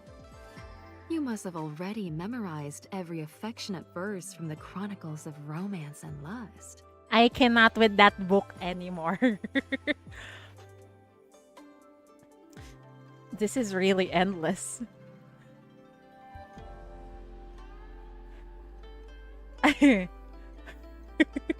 Should we go for the second one? Stop wasting time and be honest. Or should we play along? I would love to play along. I'm sorry. I'm just so nervous. Nervous? Why? Are you afraid of me? Why are we... Why is it the second option is still the same? Chief, do you not want to talk more to Ying Ying? Because I want to. I just wanted to see you so bad. Wanted to see me? She sounds excited, yes. Oh, you mean... Yes, I fell for you at first sight. Wait, hold on. I'm not ready for this. Stop teasing the chief. Come on. I feel the same way. I'm not sure what's happening to me, but I can't stop thinking about you. Whether I'm strolling down the street or catching the scent of flowers, in my everyday world that shouldn't involve you, I keep running into hints of you everywhere.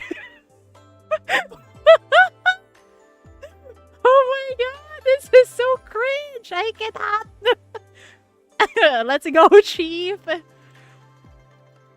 When did you slip into my life? When did these feelings begin? It's all so strange. I even started to think you must have cast some spell on me when I wasn't looking. But no matter how hard I try, I can't find any evidence of your mischief. And before I know it, I find myself sitting by the street again, lost in thoughts of you for the longest time. She's liking this. Good job, Chief. How can you just pour your heart out like that?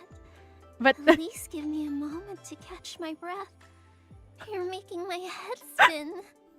Yugu in the background enjoying the hell out of what she's seeing right now. I know, right? We're willingly playing our part as the protagonist. This is so funny. No one has ever said such things to me before. Do you mean that you adore me? Damn. What is which is better? Yes, I want to spend the rest of my life with you. The other one is, yes, I want to share my life with you. Actually, both are good. But I think I'll go with the first one. Yes, I want to spend the rest of my life with you. Wow, what a confession. From this moment on, from dawn till dusk, I don't want to live in memories and longing anymore. I want to see you every day. Let me come closer. Let me know you better. And let me share my life with you. Come with me, Ying Ying. How strange. We've only met twice, and you're not even from around here. Yet somehow this makes me so happy. And Ugu is also enjoying this. I find myself wanting to spend more time with you too. If I come with you, will you take good care of me? Definitely. Of course. Will you pledge your heart to me forever, never to betray me? Oh, this is difficult. We have other sinners too. What should we do? Sumer and Nightingale, Shalom, and the other sinners in shambles. They never experienced this kind of raising from the chief. Will you let me distort your life? What the fuck? This is difficult. We have other sinners. It feels like we're gonna betray her eventually. Then she's gonna become a vengeful spirit at the end. Oh dear. Never to betray you. Mm-hmm. Uh-huh. How about you swear it to heaven?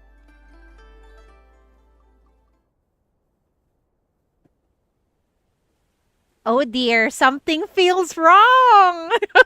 There's a change. There's no more music. What's going to happen? Should we play along? No, something feels wrong. When did Ugu's voice fade away? When did the flower fragrance become so overwhelming? How long have you been here? The bustling streets outside have long since fallen silent. Now all you can hear is the voice of Ying Ying. Oh boy, she knows there's other women. Oh dear, she heard us. She can hear me through the screen. Time to back out. Yeah, time to back out. The bashfulness on her face has long vanished. She observes you with a radiant grin, her eyes gleaming with an unsettling shrewdness. Why did you stop? Keep going. They were so sweet. I'm eager to hear more. Mama, I'm scared. The consequences of our rizzing. Oh dear. I've never seen true romance in action. Why don't you show me how it's done? Before he can finish speaking, vines suddenly coil around your waist and yank you toward the tree. Flower petals shower your face, blinding you. Oh dear. With no time to struggle free, something reaches for your chest. Oh! Oh! Wait! Nope. Eh? The flower spirit extends her hand towards your chest, skillfully sliding it under your robe. Oh my god, girl, what are you doing? And in one swift motion, plucks out the hidden chronicle of romance and lust. Oh. Oh, she just plucked out that embarrassing book. Oh no! Don't read it! The second-hand embarrassment! So this is why you've been acting so strange today? All shy and stumbling over your words? And you even brought a cheat sheet. Let me see. No! All these weird characters. No, It's don't! written in a language called Dissian? Guess I'll borrow your eyes for it. That's so adorable! Let me squish that cheek. Oh, anyway. No, don't read it, please. This is embarrassing. Oh dear, vines coil around your eyes, plunging you into darkness. We can only listen as she begins to read in an exaggerated voice. No creature in all creation can elude the clutches of love. One must heed the heart's yearning to capture another's affection. And for those less endowed with innate gifts, 3 mystical artifacts of romance must be utilized. Dazzle them with fine garments, sway them with wealth, and whisper honeyed words of affection. Their heart shall surely bloom with joy, and victory and love shall naturally follow. I feel embarrassed. We just did all of that. Another one of those cliche beauty in the Lord tales. That girl hasn't made any progress in all these years. Such dopey romances. She'd be better off sticking to her ghost stories instead. Is she talking about Yugu? And to think she'd set her sights on such an innocent young lady.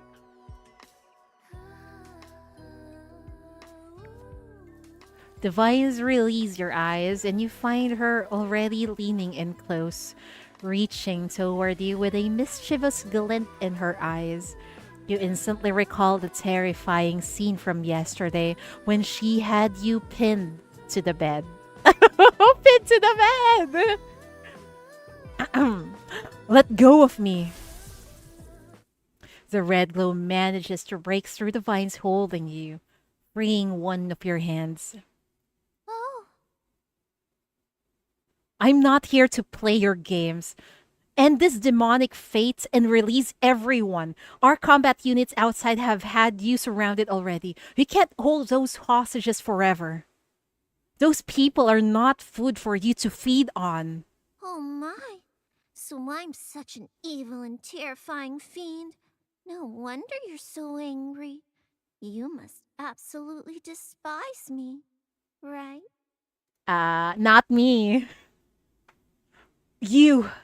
Then why did you come wooing me? Don't tell me you actually believed in those silly dating artifacts, thinking you could win over any villain or foe's heart just like that. Yeah, I know. The chief is so naive. She leans in closer, delighting in your flushed face. Well then, let me see if it works on such a righteous soul like you. Oh, is it her time to riz the chief? Oh. As she speaks, Wisteria vines suddenly spring from behind her, binding your hands. With a laugh, she pulls you down into a rain of falling wisteria blossoms. Oh my god! Above you, cascading vines of wisteria drape like a fragrant purple waterfall, its petals drifting down to form a delicate carpet below. Oh my god, this is an amazing CG. You are now so near that you can discern her long eyelashes casting soft gray shadows on her face. Her hand approaches, yet instead of touching you, she delicately strokes the fine fabric of your attire. She's feeling out the chief! Do you know, true beauty never requires fine silks or precious fabrics. Once she finds someone who truly loves her, in her eyes, you become the most beautiful being in the entire world. Oh my god, she's starting with her rizzing. Oh. If I had to say what your beauty lacks right now, maybe just a hint of red would do the trick. What? She touches her own lips, her fingertips stained with rouge, then gently presses it to your lips. Ah! Oh my god! As she softly traces them, you feel a faint moisture. Oh my good lord! Thank you, writers. It reminds me of that sassy Yuri like Chinese lipstick commercial. I don't know if you've seen that. Chief not even fighting back. No. We're gonna Chief, please don't fight back. Perfect. Your lips are rosy and your cheek has a lovely glow. You look much more lively now. You always come here looking so drained. Don't bring me any gifts next time. Even the most precious jewels can't withstand the test of time. The best gift is simply staying with someone you care about. Like now. How we share these moments of blossoms and moonlight together. I'm getting Riz! Ah! No! I'm falling for it. Zero already took the first kiss, yeah. And I think it is Ying Ying who took the second kiss. I think it's going to be every anniversary or half anniversary, Chief gets a kiss. Holy fuck. Thank you, Devs. Her jade white arms encircle your neck as she plucks a small flower from behind you, gently tucking it into your hair. Then she gazes deep into your eyes. How strange. We've only met twice, separated by countless miles and who knows how many years. Once we leave this fate, we might not even speak the same language. Yet, I keep dreaming of you. I'm falling for her. Oh no. On this never-ending winter night, you showed up, bringing warmth and light, letting me bloom once again in the cold darkness. These wisteria blossoms all around us, they must be the joy in my heart when I think of you. She gently caresses your face with the lightest touch, as if knowing how cold her hands are. Each careful movement treats you like an invaluable treasure. This joy, it almost frightens me. Like all dreams, this one must end, and you'll eventually return to your world. When that time comes, I'll be even lonelier than before. Oh dear. She knows the line. I think this is also similar to what happened with Zero before. I won't ask you to stay.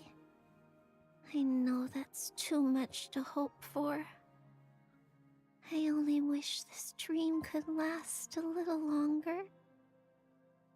That you could stay with me a while more.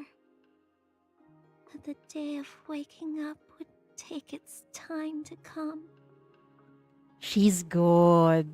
She's so While good. you're here with me, I wish you could smile more often. As she stares at you intently, wisteria shadows sway around, saturating the air with their fragrance. The flower spirit wears a smile, yet her eyes harbor endless unspoken sorrow.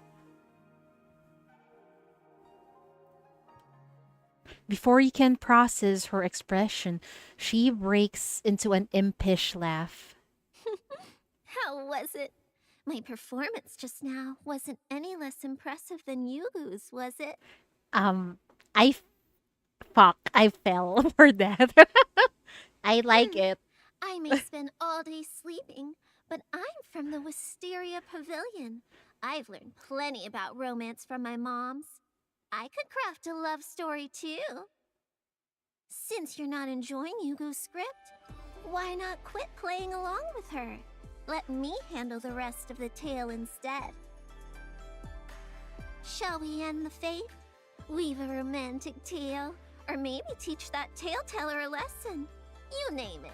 I'll take volumes 3 through 8 and rewrite them to your taste. All I need is a bit of your chi in return. Is this going to be okay? She's gonna drain our life force. This seems like a bait. That was good voice acting. Yeah, I know. The voice acting in this game is so good. This is my fate, and what unfolds is our story. The pen should be in our hands. Don't you agree? My little lady of this city? My little lady of this city. Oh dear. No! What fucking cliffhanger? Are you really going to do this to us? No. Really? April 17th, so it's in a few hours. We were enjoying that. Fuck. That was amazing. Bravo, bravo, as always, man. I know, right? It's a fucking cliffhanger. Why did you do this to us, game? We were enjoying ourselves. Why? We're looking more nerdy. Let's go. Edging us like, I know. And then she left us hanging. What now? What are we going to do? We won't be able to sleep. Why did you do this to us? I haven't made a wish. I'll make a wish later on. What? Next part locked. Yeah, it's tomorrow, says here. Unlocks on April 17th, 5 a.m. I'm not sure if that is the last part or there's a part 4. We shall see. But I hope you guys enjoyed that. I enjoyed it so much. This event is so darn good, man. But before we go, let's go read other people's horny wishes. Let's see. Oh no. I can't understand that. Oh. Oh dear. I wish you luck. Yeah, you too. Oh, like, I wish for good health and success to whomever reads this. Yesterday, we were reading some horny wishes. I want a vacation. Same. Good pool. Yeah. I wish the best luck for my college entrance exam this year. Good luck. Good luck, Faith Sierra. Oh, I don't understand. Should we... Wait, I will try to Google Translate this. Where is my phone? It says here 10 draws and 10 gold. Like. Oh no. Free? What does that mean?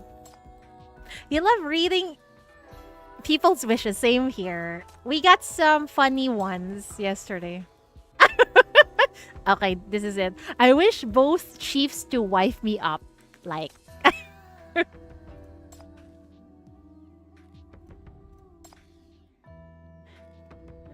What does this mean? It says, I was born in Vietnam. I see. Like, you want to be rich? Yeah, me too. 10 full 3 SSR. Yes. Serenity. I love Yejun. Who? Gacha God. Lucky. Rahu.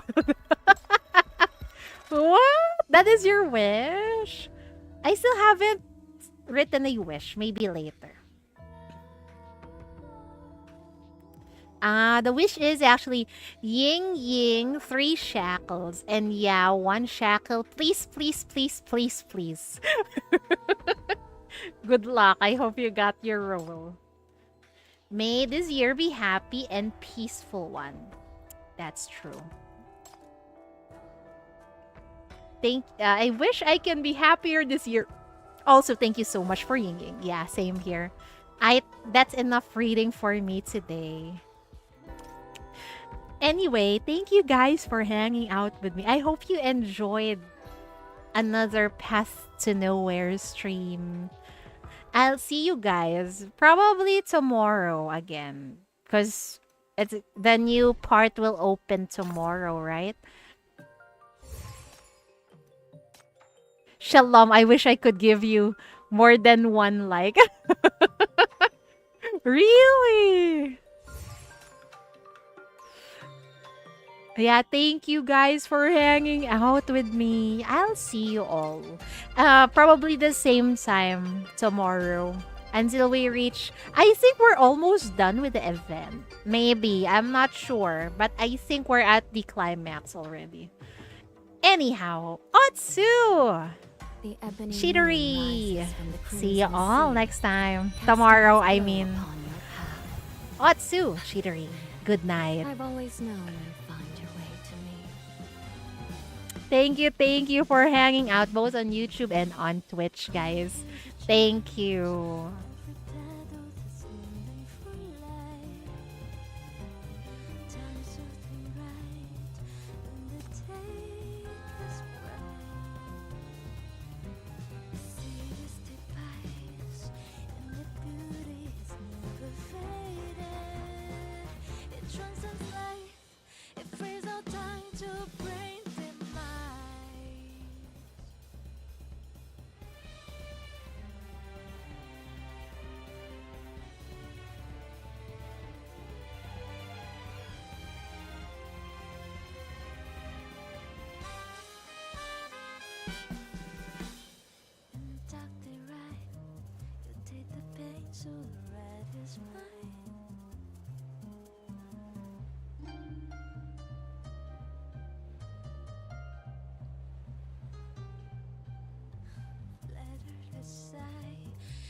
You'll be safe and sound, safe from the blight, face of just like the strongest desire. No threat to catch, no taste to try.